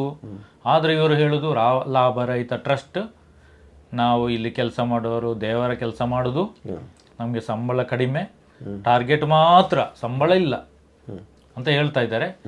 ಆದರೆ 20,000 ಕೋಟಿ ವರ್ಷಕ್ಕೆ ಇಲ್ಲಿ ಲಾಭ ಬರ್ತದಲ್ಲ, ಅದೇನು ಮಾಡ್ತಾರೆ ಸರ್? ಅಷ್ಟೇನಾ? 20,000 ಕೋಟಿನ ಯಾರಿಗೆ ಹೇಳ್ತಾ ಇರೋದು? ನನ್ನ ಅಂದಾಜು ಹೇಳ್ತಾ ಇರೋದು ಅದಕ್ಕಿಂತ ಜಾಸ್ತಿನೇ ಇರ್ಬೋದು ಲಾಭ. ಇವಾಗ ಈ ಕರ್ನಾಟಕ ರಾಜ್ಯದಲ್ಲಿ ದೊಡ್ಡ ಕಟ್ಟಡ ಕಟ್ಟಿಟ್ಟಿದ್ದಾರಲ್ಲ, ಅದು ಯಾರಿಗೆ ಸಮಯ? ಅದು ಉದ್ಭವ ಆಗಿದ್ದು ಸರ್, ಕೆಳಗಡೆಯಿಂದ ಉದ್ಭವ ಆಗಿದೆ. ಅದೆಲ್ಲ ಲೆಕ್ಕಕ್ಕೆ ಬರಲ್ಲ ಅಂತ ಕಾಣಿಸುತ್ತೆ. ಇವರ ಮಂತ್ರಶಕ್ತಿಯಿಂದ ಮೇಲಿಂದ ಇಟ್ಟಿರ್ಬೋದು. ಹಂಗಾದ್ರೆ ಅದು ಯಾರಿಗೆ ಹೇಳ್ತಾ ಇದ್ದೀರಾ? ಅನಿಲ್ ಅವರೇ, ಯಾರಿಗೆ ಹೇಳ್ತಾ ಇದ್ದೀರಿ ನೀವು? SKDRDP ಕಟ್ಟಡ ನೋಡಿದರೆ ಗೊತ್ತಾಗ್ತದೆ ಇವರು. ನಾನೇ ಕೊಡ್ತೀವಿ, ನಾನು ಯಾಕೆ ಎಲ್ಲರಿಗೂ ಎಲ್ಲ ಕೊಡ್ತೀವಿ, ಎಷ್ಟು ಕಟ್ಟಡ ಎಲ್ಲೆಲ್ಲಿ ಕಟ್ಟಿದ್ದಾರೆ ಅಂತ. ಅದು ನಾಳೆ ಅನಿಲ್ ಏನಾದರೂ ಅನಿಲಿಗೆ ಸಿಗಲ್ಲ. ಮುನ್ನೆ ಯಾವ ಥರ ಮಂಜುನಾಥ್ ಹೊರಗೆ ಹೋದ ಅದೇ ರೀತಿಯಲ್ಲಿ ಅನಿಲ್ ಅವರೇ ನೀವು ಕೆಲಸ ಮಾಡ್ತಾ ಇರೋದು. ನಿಮ್ಮನ್ನು ಬೇಡ, ನಿಮ್ಮನ್ನು ಕಿತ್ತಾಕ್ತಾರೆ. ಲಾಸ್ಟಿಗೆ ಹೋಗೋದು ಯಾರಿಗೆ? ಕಟ್ಟಡ ಎಲ್ಲ, ಈ ಕಟ್ಟಡ ಎಲ್ಲ ಯಾರಿಗೆ ಹೋಗ್ತಾ ಇರೋದು? ಏನು ಟ್ರಸ್ಟ್ ಅಂತೇಳಿ ಆ ಟ್ರಸ್ಟಲ್ಲಿ ಎಲ್ಲ ಹೊರಗಿನವರು ಇದ್ದರೆ ಅವ್ರನ್ನ ಇರಿಸ್ಬೋದು ಅನ್ಸ ಇಲ್ಲ. ಅವ್ರ ಕೆಲಸ ಮುಗಿತಾ ಕಿತ್ತಾಕ್ತಾ ಇರೋದು, ಕಳಿಸ್ತಾ ಇರೋದು. ಸುಮ್ಮನೆ ಇದು ವಯಸ್ಸಾಯಿತು ಹೌದು ಮಾಡಿ ಎಲ್ಲ ಮಂಜುನಾಥ ಹೆಂಗೂ ಪರವಾಗಿಲ್ಲ, ಅವನೊಂದು ಸೋಲಾರ್ ಮಾಡಿ ಎಲ್ಲರಿಗೂ ₹1,000 ಸೋಲಾರ್ ಕೊಟ್ಟ. ಆ ಥರ ಅವ ಇಂಪ್ರೂವ್ಮೆಂಟ್ ಆಗಿದ್ದಾನೆ ಒಂದು ಕಡೆಯಿಂದ. ಹೌದು, ಇದಾಗ್ತಾ ಇರೋದು ಒಂದು ಕಡೆಯಿಂದ ಗೊತ್ತಾ. ಒಂದು ಕಡೆಯಿಂದ ಬೆಳಿಗ್ಗೆ 6 ಗಂಟೆಗೆ ಅಂತ ಮಾಡಿದಾರಂತೆ. ಮಾರ್ಚ್ ತನಕ 6 ಗಂಟೆಗೆ ಫೀಲ್ಡಿಗೆ ಬರಬೇಕಂತೆ. ಇವರಿಗೆ ಯಾರಿಗೆ ಹೆಣ್ಣು ಮಕ್ಕಳಿಲ್ಲ, ಸೇವೆ ಮಾಡಲಿಕ್ಕೆ. ಇವರ ಮನೆಯಲ್ಲಿ ಮಕ್ಕಳು ಯಾರಿಲ್ಲ ಅಂತ ಕಾಣಿಸುತ್ತೆ. ಇವರ ಸೇವೆ ಮಾಡಲಿಕ್ಕೆ ಬರೋದಾ? ಏನು ಸೇವೆ ಮಾಡಬೇಕು ಸ್ವಾಮಿ? 6 ಗಂಟೆ ಬರಬೇಕಂತ. ಇವಾಗ ಅಲ್ಲೋಗಿ ಲೊಕೇಶನ್ ಕಳಿಸ್ಬೇಕು, ಎಲ್ಲಿದ್ದೀವಂತ ಲೊಕೇಶನ್, ಫೋಟೋ ಜೊತೆ ಎಲ್ಲ ಕಳಿಸ್ಬೇಕು. ಹೌದು, ಕಳಿಸ್ಬೇಕು. ಏನು ಇದು ಕಾರ್ಮಿಕ ಇಲಾಖೆಯನ್ನು ಕಣ್ಣು ಕಾಣಿಸ್ತಾ ಇಲ್ವಾ? ಬಂದಿದ್ದಾರೆ, 1-2-3 ಜನ ಮುಂದೆ ಬಂದಿದ್ದಾರೆ ಕಾರ್ಮಿಕ ಇಲಾಖೆ ದೂರು ಕೊಡ್ಲಿಕ್ಕೋಸ್ಕರ. ಅಲ್ಲಿ ಕೇಳಿದ್ರೆ ಆಗುತ್ತೆ, ಇವಾಗ ಇದೆಲ್ಲ ಆಗುತ್ತೆ. ಇವಾಗ ಅಲ್ಲಿ ಇರುವವರೇ ಎದ್ದೇಳ್ತಾ ಇದ್ದಾರೆ. ಅಲ್ಲಿ ಇರುವವರೇ ಇವಾಗ ಕಾರ್ಮಿಕರ ಸಂಘಟನೆ ಎಲ್ಲ ಕಟ್ತಾ ಇದ್ದಾರೆ. ಮನೆ ಭೇಟಿ ಅಂತ ಹೇಳ್ತಾರೆ. ಮತ್ತೆ ಇದು ನಾವು ಕಷ್ಟ ಸುಖ ಮಾತಾಡ್ಲಿಕ್ಕೆ ಬರುದು, ಸಾಲ ಕೇಳಲಿಕ್ಕಲ್ಲ ಅಂತ ಹೇಳ್ತಾರಂತೆ. ಸಾಲ ಕೇಳಲಿಕ್ಕೆ ಅಂದ್ರೆ ಅವರು ಲೊಕೇಶನ್ ಜೊತೆ ಫೋಟೋ ಕಳಿಸಿದ್ರೆ ಅವರಿಗೆ ಕಮಿಷನ್ ಬರ್ತದೆ. ಮನೆ ಭೇಟಿಗೆ ಇಷ್ಟು ಅಂತ ಇದೆ, ಅದಕ್ಕೆ ಅವರು ಹೋಗಿ ತೆಗೆದು ಕಳಿಸೋದು. ಮತ್ತೆ ಅಲ್ಲಿ ಏನಾದರೂ ಜೋರು ಮಾತಾಡಿದರೆ ಮನೆಯವರು, ಇಲ್ಲ ನಾವು ಕಷ್ಟ ಸುಖ ಮಾತಾಡ್ಲಿಕ್ಕೆ ಬರುದು, ಸಾಲ ಕೇಳಲಿಕ್ಕಲ್ಲ, ವಿಡಿಯೋ ಮಾಡ್ತಾರಲ್ಲ ಹಾಗೆ. ಬರೋದು ಸ್ವಲ್ಪ ಕಾಪಿನ ಮಾಡಿಕೊಡಿ ಬೆಳಿಗ್ಗೆ ಪಾಪ. ಅಲ್ಲ ಅವ್ರದ್ದು ತಪ್ಪಿಲ್ಲ ಸ್ವಾಮಿ, ಏನೇನು ಗೊತ್ತಾ, ಕೆಲಸದ ತಪ್ಪಿಲ್ಲ. ಅವ್ರ ಹೊಟ್ಟೆಪಾಡಿಗೋಸ್ಕರ ಇವ್ರನ್ನ ನಂಬಿ ಅಲ್ಲಲ್ಲಿ ಸಾಲ ಮಾಡಿದ್ದಾರೆ. ಅಲ್ಲ ಅವರಿಗೂ ಗೊತ್ತಿಲ್ಲ ಇಷ್ಟೆಲ್ಲ ಇದೇ ಇವ್ರದ್ದು ಗೋಲ್ಮಾಲ ಇವಾಗ ಗೊತ್ತಾಗ್ತಾ ಇದೆ. ಇವಾಗ ಪ್ರತಿಯೊಬ್ಬರಿಗೆ ಗೊತ್ತಾಗ್ತಾ ಇದೆ. PF ಆಗಲಿ ES ಆಗಲಿ ಯಾವುದೇ ಒಂದು ಫೆಸಿಲಿಟಿ ಇಲ್ಲ. ಗ್ರಾಮದ ಅಭಿವೃದ್ಧಿ, ದೇಶದ ಅಭಿವೃದ್ಧಿ, ನಾವೇನೋ ದೊಡ್ಡದಾಗಿ ಏನೋ ಮಾಡಿದೀವಿ ಅಂತ. ಕೇಂದ್ರದಿಂದ ಹಣಕಾಸು ಸಚಿವರು ಅಂದರು 600 ಕೋಟಿ. ಅದು ಎಲ್ಲಿಂದ ಬಂತು, ಯಾವ ರೂಪಲ್ಲಿ ಇದೆ, ಏನೊಂದು ಎಂಕ್ವೈರಿ ಮಾಡಿದ್ದಾರೆ, ಏನಾದರೂ ಎಂಕ್ವೈರಿ ಮಾಡಿದ್ದಾರೆ ಇದೆಲ್ಲ? ಅದು ನಾವು ಕೇಳಿ ಒಂದು ತಿಂಗಳಾಯ್ತು ಯಾರಿಗೆಲ್ಲ ಕೊಟ್ಟಿದ್ದೀರಾ 600 ಕೋಟಿದ್ದು ದಾಖಲೆ ತೋರಿಸಿ ಅಂತ. ಇವಾಗ ಅದು ಕೊಡಬೇಕಾದ್ರೆ ಇವ್ರದ್ದು ಉದ್ದೇಶ ಏನಿದೆ ಗೊತ್ತಾ? ಇವಾಗ ಈ ಮೂಲಕ ಹೇಳ್ತಾ ಇದ್ದೀನಿ ನಾನು, ಇವರ ಉದ್ದೇಶ ಏನಂತ ಹೇಳಿದ್ರೆ 600 ಕೋಟಿ ದುಡ್ಡು ತೋರಿಸಿ ಅಲ್ಲಿ ಯಾರು ಕಟ್ಟಿಲ್ಲ ಅವರಿಂದ ಕಟ್ಟಿಸುವ ಕೆಲಸ ಮಾಡ್ತಾ ಇದ್ದಾರೆ ಅಷ್ಟೇ. ಮತ್ತೆ ಇವಾಗ 10 ಜನ ಇದ್ದರೆ 4 ಜನ ಅದನ್ನು ಬಿಟ್ಟು ಹೋದರೆ ಅವರನ್ನು ಈ 10 ಜನರಲ್ಲಿ 6 ಜನನ ಕಳಿಸ್ತಾ ಇರೋದು. ನೀವು ಅವರಿಂದ ದುಡ್ಡು ಕಟ್ಟಿಸಿದ್ರೆ ನಾವು ನಿಮಗೆ ಶೇರ್ ಕೊಡ್ತೀವಿ, ನಿಮಗೆ ಬಂತು 300 ರೂಪಾಯಿ ಬಂತು, 10,000 ಬಂತು. ನಿನ್ನೆ ಹೇಳ್ತಾ ಇದ್ದಾರೆ ಅದು ಸರಿ, ಒಂದು ವಿಷಯ ಮಾಡಿ ಅಂತ ಹೇಳಿದ್ರು. ಮನೆ 1 ತಿಂಗಳು ಏನೋ ಕಟ್ಟಿಲ್ಲ, 10,000 ಅಲ್ಲಿಗೆ ಅವರಿಗೆ ಲಾಭಾಂಶ ಬಂತಂತೆ. ಅಮ್ಮ ನಿಮಗೆ 10,000 ಬಂತು, ಅದು ತಗೊಳ್ಬೇಕಾದ್ರೆ ನೀವು ಅಲ್ಲಿ 7,000 ಕಟ್ಟಿ ಅಂತ, 7,000 ಪೆಂಡಿಂಗ್ ಇದೆ ಅಂತ. ಸರಿ, ಅದನ್ನು ನೀವೇ ಅದರಲ್ಲಿ ಮೈನಸ್ ಮಾಡಿ ಅಂತ. ಅದಾಗಲ್ಲ ಅಂತ ಅವರಿಗೆ ಆಲೋಚನೆ ಮಾಡಿ, ಅದಾಗಲ್ಲ. ಅಲ್ಲ, ಕೆಲವು ಕಡೆ ಲಾಭಾಂಶ ಅಂತ ಸ್ವಲ್ಪ ಸ್ವಲ್ಪ ಬಂದಿದ್ದೆಲ್ಲ ಸಾಲಕ್ಕೆ ಹಾಕಿದಾರಂತೆ, ಅವ್ರಿಗೆ ಕೈಗೆ ಕೊಡಲಿಲ್ಲ, ಯಾರಿಗೂ 1 ರೂಪಾಯಿ ಕೊಟ್ಟಿಲ್ಲ. ಲಾಭಾಂಶ ಹೆಸರಲ್ಲಿ ಜನರನ್ನು ಮಂಗೆ ಮಾಡ್ತಾ ಇದ್ದಾರೆ. ಅದು ಅಲ್ಲದೆ ಲಾಭಾಂಶ ಹೆಸರು, ನಿಮಗೆ ಲಾಭಾಂಶ ಬೇಕಾ, ನಿಮ್ಮ ಆಧಾರ್ ಕಾರ್ಡ್ ಕೊಡಿ, ಪ್ಯಾನ್ ಕಾರ್ಡ್ ಕೊಡಿ, ಇದನ್ನೆಲ್ಲ ಕೊಟ್ಟರೆ ನಿಮಗೆ ಲಾಭಾಂಶ ಬರುತ್ತೆ ಅಂತ. ಜನರೇ, ಇಷ್ಟು ದಿನ ನಿಮ್ಮನ್ನೆಲ್ಲ ಮಂಗ ಮಾಡಿದ್ದಾರೆ, ಇನ್ನು ನೀವು ಮಂಗ ಆಗಬೇಡಿ, ನೀವು ಇನ್ನೂ ಎಚ್ಚೆತ್ತುಕೊಳ್ಳಿ ಸರ್. ಅಲ್ಲ, ನೀವು 10,000 ರೂಪಾಯಿಗೆ ಇಂಥದಕ್ಕೆ ಹೋಗಿ ಸಿಕ್ಕಾಕಬೇಡಿ. ನೀವು ಸಾಲ ಕಟ್ಟಲಿಕ್ಕೆ 2 ಲಕ್ಷ ಇರ್ಬೋದು, ನಿಮಗೆ ಅದು ದೊಡ್ಡದಾ ಇದು ದೊಡ್ಡದಾ? ಇಲ್ಲ, ನಿಮಗೆ ಇನ್ನೂ ಅದು ಕೆಲಸ ಮಾಡಿರೋ ವರ್ಷ ಕೆಲಸ ಮಾಡೋ ಒಂದು 10,000 ಬರ್ಬೋದು, ಅದಕ್ಕೋಸ್ಕರನೂ ಕಟ್ಟಲಿಕ್ಕೆ ಹೇಳ್ತಾರೆ. ಯಾವುದಕ್ಕೂ ತಲೆ ಕೆಡಿಸ್ಬೇಡಿ. ಇವರು ಬ್ಯಾಂಕ್ ಅಕೌಂಟ್ ರಿನ್ಯೂವಲ್ ಅಂತ ಹೇಳ್ತಾರೆ. ನೋಡಿ, ಬ್ಯಾಂಕ್ ಅಕೌಂಟು ವರ್ಷ ರಿನ್ಯೂವಲ್ ಮಾಡಲಿಕ್ಕಿಲ್ಲ. ಮತ್ತೆ ನಿಮಗೆ ಬ್ಯಾಂಕಿಂದ ಬಡ್ಡಿ ಬರ್ತದೆ, ಬಡ್ಡಿ ಹಣ ಬರ್ತದೆ ನಮಗೆ. ಈಗ ಏನಾದರೂ ಫಿಕ್ಸೆಡ್ ಇಟ್ಟರೆ, ಇಲ್ಲಾಂದರೆ ನಮ್ಮ ಉಳಿತಾಯದಲ್ಲಿ ಹಣ ಇದ್ದರೆ ಅದಕ್ಕೆ ವರ್ಷ 6 ತಿಂಗಳಿಗೊಮ್ಮೆ ಬಡ್ಡಿ ಬರ್ತದೆ. ಈ ಬಡ್ಡಿ ಬರುವಾಗ ನಾವು ಡಾಕ್ಯುಮೆಂಟ್ ಕೊಡ್ತೀವ? ಇಲ್ಲಲ್ಲ. ಮತ್ತು ಇಲ್ಲಿ ಲಾಭಾಂಶ ಕೊಡುವಾಗ ಡಾಕ್ಯುಮೆಂಟ್ ಯಾಕೆ? ಈಗ ನವೋದಯ, ಸ್ತ್ರೀಶಕ್ತಿ, ಸಂಜೀವಿನಿ ಸಂಘ ಇದೆ, ಅದರಲ್ಲಿ ವರ್ಷ ಸಬ್ಸಿಡಿ ಹಣ ಬರ್ತದೆ. ಅದು ಬರುವುದೇ ಗೊತ್ತಾಗೋದಿಲ್ಲ, ಅವರ ಅಕೌಂಟಿಗೆ ಬಿದ್ದಿರ್ತದೆ. ಇಲ್ಲಿ ಇವರು ಹೇಳ್ತಾರೆ ಡಾಕ್ಯುಮೆಂಟ್ ಕೊಡಬೇಕು, ನಿಮ್ಮ ಅಕೌಂಟ್ ರಿನ್ಯೂವಲ್ ಆಗಬೇಕು. ಅಕೌಂಟ್ ರಿನ್ಯೂವಲ್ ಯಾವಾಗ ಆಗೋದು? ನೀವು 2-3 ವರ್ಷ ಟ್ರಾನ್ಸಾಕ್ಷನ್ ಇಲ್ಲದೆ 0 ಅಕೌಂಟ್ ಆಗಿದ್ದರೆ ನಿಮ್ಮ ಅಕೌಂಟು ಡೆಡ್ ಆಗಿರ್ತದೆ. ಆಗ ನಿಮ್ಮ ಅಕೌಂಟ್ ರಿನ್ಯೂವಲ್ ಮಾಡಲಿಕ್ಕೆ ಡಾಕ್ಯುಮೆಂಟ್ ಕೇಳ್ತಾರೆ. ಹೊರತು ನಿಮಗೆ ಬಡ್ಡಿ ಕೊಡಲಿಕ್ಕೆ ಡಾಕ್ಯುಮೆಂಟ್ ಬೇಕು, ನಿಮಗೆ ಸಬ್ಸಿಡಿ ಬರಲಿಕ್ಕೆ ಡಾಕ್ಯುಮೆಂಟ್ ಕೊಡಬೇಕು ಅಂತ ಇಲ್ಲವೇ ಇಲ್ಲ. ಇದು ಪಿತೂರಿ. ಈ ಡಾಕ್ಯುಮೆಂಟ್ ಇಟ್ಕೊಂಡು ನಿಮ್ಮ ಹೆಸರಲ್ಲಿ ಸಪರೇಟಾಗಿ ಸಾಲ ತೆಗೆದು ಅದನ್ನೆಲ್ಲ ನಿಮ್ಮ ಸಿಬಿಲ್ಗೆ ಎಂಟ್ರಿ ಮಾಡುವಂಥ ಕೆಲಸ ಮಾಡ್ತಾ ಇದ್ದಾರೆ ಈಗ. ಅದೊಂದು ಆಗ್ತಾ ಇದೆ. ಆದರೆ ಇದು ದೊಡ್ಡ ಫೋರ್ಜರಿ ಅಂತ ಅವ್ರಿಗೆ ಗೊತ್ತಿಲ್ಲ. ಯಾಕಂದರೆ ಸ್ವಸಹಾಯ ಸಂಘದ ನಿಯಮದ ಪ್ರಕಾರ ಸಿಬಿಲ್ಗೆ ಎಂಟ್ರಿ ಬರುವುದಿಲ್ಲ. ಇದು ಸಂಘಕ್ಕೆ ಹಣ ಬರುವಂಥದ್ದು, ನಿಮ್ಮ ಇಂಡಿವಿಜುವಲ್ ಸಾಲ ಅಲ್ಲ ಇಲ್ಲಿ ಕೊಡೋದು, ನಿಮ್ಮ ಸಂಘಕ್ಕೆ ಸಾಲ ಕೊಡುವಂಥದ್ದು. ಅದಕ್ಕೆ ಸಿಬಿಲ್ ಬರುವುದಿಲ್ಲ. ಒಂದು ವೇಳೆ ಬಂದರೆ ಇಲ್ಲಿವರೆಗೂ ಕಟ್ಟಿದ್ದಕ್ಕೆ ಸಿಬಿಲ್ ಜಾಸ್ತಿ ಆಗಿರಬೇಕಲ್ಲ, ಮತ್ತು ಇಲ್ಲಿವರೆಗೂ ಕಟ್ಟಿದ್ದೆಲ್ಲ ಅದರಲ್ಲಿ ಎಂಟ್ರಿ ಇರಬೇಕಲ್ಲ. ನಿಮ್ಮ ಪಾನ್ ಕಾರ್ಡಲ್ಲಿ, ನಿಮ್ಮ ಆಧಾರ್ ಕಾರ್ಡ್ ಆಗಲಿ ಪಾನ್ ಕಾರ್ಡ್ ಆಗಲಿ, ನಿಮ್ಮ ಮೊಬೈಲ್ ನಂಬರಲ್ಲೇ ನಿಮ್ಮ ಸಿಬಿಲ್ ಚೆಕ್ ಮಾಡಲಿಕ್ಕೆ ಆಗ್ತದೆ. ಹಳೆ ಸಾಲಗಳೆಲ್ಲ ಅದರಲ್ಲಿ ಎಂಟ್ರಿ ಇದೆಯಾ ಅಂತ ನೋಡಿ. ಹಳೆ ಸಾಲಗಳು ಎಂಟ್ರಿ ಇದ್ದರೆ ಮಾತ್ರ ಇದು ಕೂಡ ಸಾಲ ಎಂಟ್ರಿ ಆಗಬೇಕು. ಯಾಕಂದರೆ ಸ್ವಸಹಾಯ ಸಂಘದ ನಿಯಮದ ಪ್ರಕಾರ ಸಾಲಗಳು ಸಿಬಿಲ್ಗೆ ಎಂಟ್ರಿ ಆಗಲಿಕ್ಕಿಲ್ಲ. ಇದು ಸಂಘಕ್ಕೆ ಕೊಡುವಂಥದ್ದು, ಇಂಡಿವಿಜುವಲ್ ಅಲ್ಲ. ಹೌದು. ಹಾಗಾಗಿ ಇದು ಸಿಬಿಲ್ಗೆ ಬರೋದಿಲ್ಲ. ಮತ್ತು ನೀವು ಅಫಿಡವಿಟ್ ಮಾಡಬೇಕು, ನೀವು ಡಾಕ್ಯುಮೆಂಟ್ ಕೊಡಬೇಕು, ಮತ್ತು ನೋಟ್ರಿ ಮಾಡಬೇಕು, ಚೆಕ್ ಕೊಡಬೇಕು, RTC ಕೊಡಬೇಕು. ಈಗೆಲ್ಲ ಸಾಲ ಬೇಕಿದ್ರೆ ಅದೆಲ್ಲ ಬೇಕಂತೆ. ನಿಮ್ಮನ್ನು ಮಂಗ ಮಾಡ್ತಾ ಇದ್ದಾರೆ, ಎಚ್ಚರಿಕೆ ವಹಿಸಿ. ಈಗಲೇ ನೋಡಿ, ಇನ್ನೊಂದು ಸಂತೋಷ ವಿಷಯ ಹೇಳ್ತೀವಿ. 12 ವರ್ಷ ಹಿಂದೆ ಮಹೇಶನ್ನ ಒಬ್ಬರೇ ಸೌಜನ್ಯ ಹೋರಾಟದಲ್ಲಿದ್ದರು. ಇವಾಗ ಸೌಜನ್ಯ ಹೋರಾಟಗಾರರು ಇಡೀ ಕರ್ನಾಟಕ ರಾಜ್ಯದ ಪ್ರತಿಯೊಂದು ಜಿಲ್ಲೆಯಲ್ಲೂ ಅದು ಕಮಿಟಿ ರಚನೆ ಆಗಿದೆ. ನೋಡಿ, ಆ ದೂರ ಸಂಖ್ಯೆಯನ್ನು ನಿಮಗೆ ಕೊಡ್ತೀವಿ. ನಿಮಗೇನಾದರೂ ಇವತ್ತು ಬಂದು ದುಡ್ಡು ಕಟ್ಟಲಿಕ್ಕೆ ಕಷ್ಟ ಆಗುವಾಗ ತೊಂದರೆ ಕೊಡ್ತಾ ಇದ್ದರೆ ಯಾರೋ ಒಬ್ಬರು ಆತ್ಮಹತ್ಯೆ ಮಾಡಬೇಡಿ. ಮಾನ ಮರ್ಯಾದೆ ಅಂಜಿ, ಇವರಿಗೆ ಮಾನ ಮರ್ಯಾದೆ ಇಲ್ಲ, ಇವರಿಗೆ ಮಾನ ಮರ್ಯಾದೆ ಏನೆಂಬುದು ಗೊತ್ತೇ ಇಲ್ಲ ಇವರಿಗೆ. ಅವರಿಗೆ ಆ ಥರ ಟ್ರೈನಿಂಗ್ ಕೊಡ್ತಾ ಇರ್ತಾರೆ. ಆದರೆ ಅದಕ್ಕೆ ಅಂಜಿ ನೀವು ಆತ್ಮಹತ್ಯೆ ಮಾಡಿಕೊಳ್ಬೇಡಿ. ಈಗಾಗಲೇ ರಾಜ್ಯ ಸರ್ಕಾರದಲ್ಲಿ ಚರ್ಚೆ ಆಗ್ತಾ ಇದೆ, ಅಧಿವೇಶನಲ್ಲೂ ಚರ್ಚೆ ಆಗಿದೆ ಈ ವಿಷಯ. ಮುಂದಿನ ದಿನಗಳೇ ನ್ಯಾಯಾಲಯದಿಂದ ಆದೇಶ ಬರುತ್ತೆ ಇದು ತನಿಖೆ ಮಾಡಲಿಕ್ಕೆ. ಯಾವುದೊಂದು ರೀತಿಯಲ್ಲಿ ಏನೋ ಒಂದು ಆಗಿ ಆಗುತ್ತೆ. ಆದೇಶ ಬಂದಿದೆ, ಒಂದು ಕಡೆಯಿಂದ ತನಿಖೆ ಮಾಡಿ ಅಂತ ಹೇಳಿದ್ದಾರೆ. ಆ ಅಣ್ಣಪ್ಪ ಸ್ವಾಮಿ, ಮಂಜುನಾಥ ಸ್ವಾಮಿ ಮತ್ತು ಇವರು ಸಾಯಿಸಾರಲ್ಲ, ಇವರ ಆತ್ಮ ಎಲ್ಲ ಒಟ್ಟಿಗಿದ್ದಾರೆ. ಎಲ್ಲರಿಗೂ ನ್ಯಾಯ ಕೊಡಿಸೋ ಕೆಲಸವನ್ನು ಮಾಡಿಸ್ತಾರೆ. ಅದಕ್ಕೋಸ್ಕರ ನಾವು ಹೇಳ್ತೀವಿ, ನೀವು ಹೆದರಬೇಡಿ. ನಮ್ಮ ಜಿಲ್ಲಾವಾರು ಜಿಲ್ಲೆಯಲ್ಲೂ ನಮ್ಮ ಜನರಿದ್ದಾರೆ. ಅವರಿಗೆ ಕರೆ ಮಾಡಿ ಅವರು ನಿಮ್ಮ ಆ ನೋವಿಗೆ ಸ್ಪಂದನೆ ಮಾಡ್ತಾರೆ. ನಾವು ಯಾವತ್ತೂ ಕಟ್ಟಲ್ಲ ಅಂತ ಹೇಳಲ್ಲ, ಕಟ್ಟುವುದು ಬೇಡ ಅಂತಲೂ ಹೇಳಲ್ಲ. ಒಂದು ಕಂಡೀಷನ್, ನೀವು 10 ವರ್ಷ ಇಂದಿನ ತನಕ ದುಡ್ಡು ತೆಗೆದರೆ ಕಾನೂನು ಚೌಕಟ್ಟಲ್ಲಿ ಅದು ಎಂಕ್ವೈರಿ ಮಾಡಲಿ ಎಷ್ಟು % ಬಡ್ಡಿ ಬಿತ್ತಂತ. ಆ ಬಡ್ಡಿ ದುಡ್ಡು ಕಮ್ಮಿ ಆದರೆ ಅವರು ಯಾರಿಗೆ ಸಾಲ ತಗೊಂಡು ಅವರೇ ಕೊಡ್ತಾರೆ, ಜಾಸ್ತಿ ಇದ್ದರೆ ನೀವು ರಿಟರ್ನ್ ಕೊಡಲೇಬೇಕು. ನಾನು ಸಿಂಪಲಾಗಿ ಕೇಳ್ತಾ ಇರೋದು, ನನ್ನ ಒಂದು ಬುದ್ಧಿವಂತೆ ಕೇಳ್ತಾ ಇರೋದು.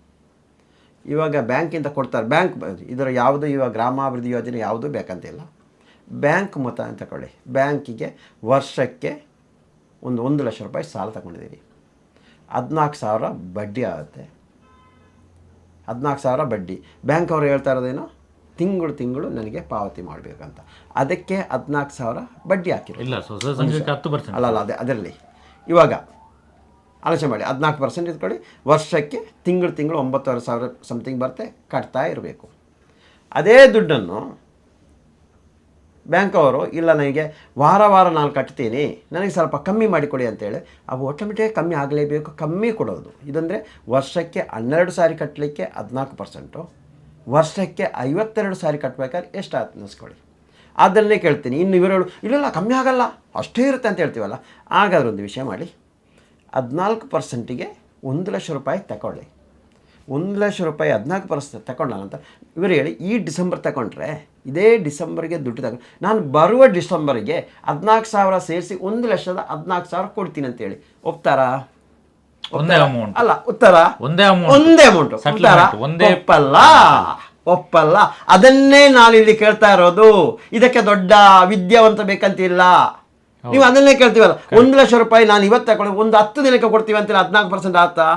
ಬಡ್ಡಿ ಆಗುತ್ತೆ. ಆದರೆ ಅದು 1,000 ರೂಪಾಯಿ ಕೊಡಿ, 2,000 ರೂಪಾಯಿ. ಇದೇ ರೀತಿಯಲ್ಲಿ ಲೆಕ್ಕಾಚಾರ ಮಾಡಿ ನೀವು, ಪ್ರತಿಯೊಬ್ಬರದನ್ನು ಕೇಳಿ ನೋಡಿ. ಇವರಿಗೆ ಮಾಡ್ತಾ ಇರೋದೇನಂತ, ಇವಾಗ ಗ್ರಾಮದ ಅಭಿವೃದ್ಧಿ ಆಗಬೇಕಾದ್ರೆ ಒಂದು 10 ಜನ ಯಾವುದೊಂದು ಬಿಸ್ನೆಸ್ ಮಾಡಿ ಅಭಿವೃದ್ಧಿ ಆದರೆ ಆ ಗ್ರಾಮದಲ್ಲಿ ಎಲ್ಲ ಒಬ್ಬೊಬ್ಬರಿಗೆ ಬಿಸ್ನೆಸ್ ಮಾಡುವಾಗ ಅಭಿವೃದ್ಧಿ ಆದರೆ ಗ್ರಾಮ ಅಭಿವೃದ್ಧಿ ಅಂತ ಹೇಳ್ಬೋದು. ಅದಕ್ಕೋಸ್ಕರ ಗ್ರಾಮ ಅಭಿವೃದ್ಧಿ ಅಂತ ಈ ದುಡ್ಡು ತಗೊಂಡ್ರೆ ಇವ ಒಂದು ಬಿಸ್ನೆಸ್ ಮಾಡಿ ಒಂದು ಬಟ್ಟೆ ಅಂಗಡಿ ಆಗಲಿಕ್ಕೆ ಸಂತೋಷ್ ಅವರೇ 1 ಲಕ್ಷ ರೂಪಾಯಿ ತಗೊಂಡ್ರಪ್ಪ. ವರ್ಷಕ್ಕೆ 12 ತಿಂಗಳು ಬ್ಯಾಂಕ್ ಅವರು ಹೇಳಿದ್ರು ನೋಡಿ, 12 ತಿಂಗಳು ಕಟ್ತಾ ಇರಬೇಕು. ಅಂದರೆ ಅವರಿಗೆ ಈ ತಿಂಗಳು ದುಡ್ಡು ಅಂತ ಇನ್ನೊಬ್ಬರಿಗೆ ಕೊಟ್ಟರೆ ಆ ಬ್ಯಾಂಕ್ ಟ್ರಾನ್ಸಾಕ್ಷನ್ ಇರುತ್ತೆ, 4ನೇ ಕೆಲಸ ಕೊಡ್ಬೋದು, ದೇಶ ಅಭಿವೃದ್ಧಿ ಆಗುತ್ತೆ, ದುಡ್ಡೇ ಬಡ್ಡಿ ಬಂದಂಗೆ ಆಗುತ್ತೆ. ಆವಾಗ ಸಂತೋಷ ಒಂದು ಬಟ್ಟೆ ಅಂಗಡಿ ಹಾಕಿದ್ದಾರೆ, ಇವ ಏನು ಮಾಡ್ತಾ 1 ಲಕ್ಷ ತಗೊಂಡಿದ್ದಾರೆ. ತಿಂಗಳಿಗೆ ಕಟ್ತಾಯಿದ್ರು, ತಿಂಗಳಿಗೆ ಕಟ್ಟಲಿಕ್ಕೆ ಬ್ಯಾಂಕ್ ಅವರು ಕೊಟ್ಟರು. ಇಲ್ಲಿ ಬಂದೇನು ಅಂತ ವಾರ ಇಸ್ಕೊಳ್ತಾ ಇದ್ದಾರೆ. ಇವಾಗ ಈ ವಾರ ಬಿಸ್ನೆಸ್ ಆಯಿತು, ಲಾಭಾಂಶ ಕಿತ್ಕೊಂಡು ಹೋದ. 2ನೇ ವಾರ ಬಿಸ್ನೆಸ್ ಆಯಿತು, ಲಾಭಾಂಶ ಕಿತ್ಕೊಂಡು ಹೋದರು. 3ನೇ ವಾರ ಬಿಸ್ನೆಸ್ ಲಾಭಾಂಶ ಕಿತ್ಕೊಂಡು ಹೋದ್ರು. ಹೌದಾ? ಇದೇ 1ನೇ ವಾರ ದುಡ್ಡು 2,000 ಇವರ ಕೈಯಲ್ಲಿದ್ದರೆ ತಿರ್ಗಾ ಬಟ್ಟೆ ಹಾಕ್ಬೋದಿತ್ತಾ? 2ನೇ ವಾರ ಲಾಭಾಂಶ ಇದ್ದರೆ ತಿರ್ಗನೂ ಬಟ್ಟೆ ಹಾಕ್ಬೋದಾ? 3ನೇ ವಾರ ಇದ್ದರೆ ಅದನ್ನು ಸ್ವಲ್ಪ ಮೆಟೀರಿಯಲ್ ಹಾಕಿಬಿಟ್ಟು ಅಭಿವೃದ್ಧಿ ಮಾಡಿ 4ನೇ ವಾರ ಲಾಭಾಂಶ ಕಟ್ಟಿಸಿ ಹಾಕಿತ್ತಲ್ಲ, ಆವಾಗ ಯಾರೋ ಸಂತೋಷ ಅಭಿವೃದ್ಧಿ ಆಗ್ತಾಯಿತ್ತು. ಈಗ ಯಾರು ಅಭಿವೃದ್ಧಿ ಆಗ್ತಾ ಇರೋದು? ಈ ಬಡ್ಡಿಗೆ ಬಡ್ಡಿ ದಂಧೆ ಮಾಡ್ತಾ ಇದ್ದಾರೆ, ಇವರು ಅಭಿವೃದ್ಧಿ ಆಗ್ತಾರೆ. ಇದನ್ನು ಆಲೋಚನೆ ಮಾಡಿ, ಪ್ರತಿಯೊಬ್ಬರು ಇದನ್ನು ಆಲೋಚನೆ ಮಾಡಿ. ಇದಕ್ಕೆ ದೊಡ್ಡ ವಿದ್ಯಾಭ್ಯಾಸ ಬೇಕಂತೇನಿಲ್ಲ, ಇದೊಂದು ಆಲೋಚನೆ ಮಾಡಬೇಕಾದ್ರೆ. ಸರ್, ನಾವು ಅವತ್ತಿಂದ ಹೇಳ್ತಾ ಇದ್ದೀವಿ, ನಿಮ್ಮ ನಿರ್ಣಯ ಪುಸ್ತಕ ತೆಗೆದು ನೀವು ಲೆಕ್ಕ ಮಾಡಿ ಮತ್ತೆ ಮಾತಾಡಿ. ನೀವು ಲೆಕ್ಕ ಮಾಡಿ, ನಿರ್ಣಯ ಪುಸ್ತಕ ತಗೊಂಡು ಯಾವಾಗ ನೀವು ಸಂಘ ಶುರು ಮಾಡಿದ್ದೀರಾ ಆವತ್ತಿಂದ ಇಲ್ಲಿವರೆಗೂ ವಾರಕ್ಕೆ ಎಷ್ಟು ಕಟ್ಟಿದ್ದೀರಾ ಅದು ಮಾತ್ರ ಲೆಕ್ಕ ಮಾಡಿ. ಅವರು ಕೊಟ್ಟಿರೋ ಲೀಸ್ಟೆಲ್ಲ ನೋಡ್ಲಿಕ್ಕೆ ಹೋಗಬೇಡಿ. ವಾರಕ್ಕೆ ಎಷ್ಟು ಕಟ್ಟಿದ್ದೀರಾ, ನೀವು ಎಷ್ಟು ಸಾಲ ತಗೊಂಡಿದ್ದೀರಾ ಅದೆಲ್ಲ ಟೋಟಲ್ ಲೆಕ್ಕ ಮಾಡಿ. ಆವಾಗ ನಿಮ್ಮ ಲೆಕ್ಕಾಚಾರ ಸಿಗ್ತದೆ. ಎಷ್ಟೋ ಜನ ಅದನ್ನೇ ಲೆಕ್ಕಾಚಾರ ಮಾಡಿ ಕಟ್ಟುವುದನ್ನು ನಿಲ್ಲಿಸಿದ್ದಾರೆ, ಅವರಿಗೆಲ್ಲ ಅರ್ಥ ಆಗಿದೆ.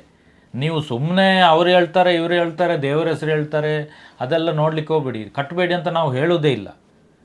ಅದು ಲೆಕ್ಕಾಚಾರ ಮಾಡಿ. ನೀವು ಲೆಕ್ಕಾಚಾರ ಮಾಡಿ ಕೊಡ್ಲಿಕ್ಕೆ ಕೊಡಿ ಸ್ವಾಮಿ ಅವರಿಗೆ, ನಾವು ಮಾತಾಡ್ತದಲ್ಲ. ಹೌದು, ಅದಲ್ಲ. ಇನ್ನು ಇವತ್ತು ನಾನು ಬಂಟ್ವಾಳ ಠಾಣೆಗೆ ಹೋಗಿ ಬಂದೆ. ಅಲ್ಲೋದ್ರೆ ನನ್ನ ಹೆಸರಲ್ಲಿ ಬಂಟ್ವಾಳ ಅಲ್ಲಿ ಗ್ರಾಮಾಭಿವೃದ್ಧಿ ಯೋಜನೆಯವರು DYSPಗೆ ಒಂದು ದೂರು ದಾಖಲು ಮಾಡಿದ್ದಾರೆ.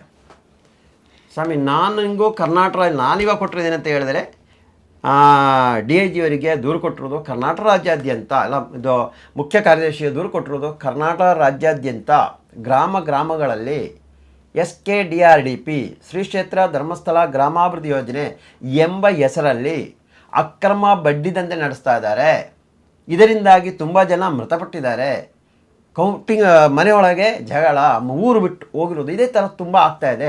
ಇದನ್ನು ತನಿಖೆ ಮಾಡಿ ಗ್ರಾಮದಿಂದ ವರದಿ ತಗೊಳ್ಳಿ, ನೊಂದವರಿಗೆ ನ್ಯಾಯ ಕೊಡಿಸಿ, ಇದು ಕಾನೂನು ರೀತಿಯಲ್ಲಿ ತನಿಖೆ ಮಾಡಿ ಅಂತ ನಾನು ದೂರು ಕೊಟ್ಟಿರೋದು. ಎಲ್ಲ ಠಾಣೆಗೂ ನೀತಿ ಟ್ರಸ್ಟಿಂದ ಎಲ್ಲ ಠಾಣೆಗೂ ಬಂದಿದೆ ಲೆಟ್ರು, ಯಾವುದೋ DIGಯಿಂದ.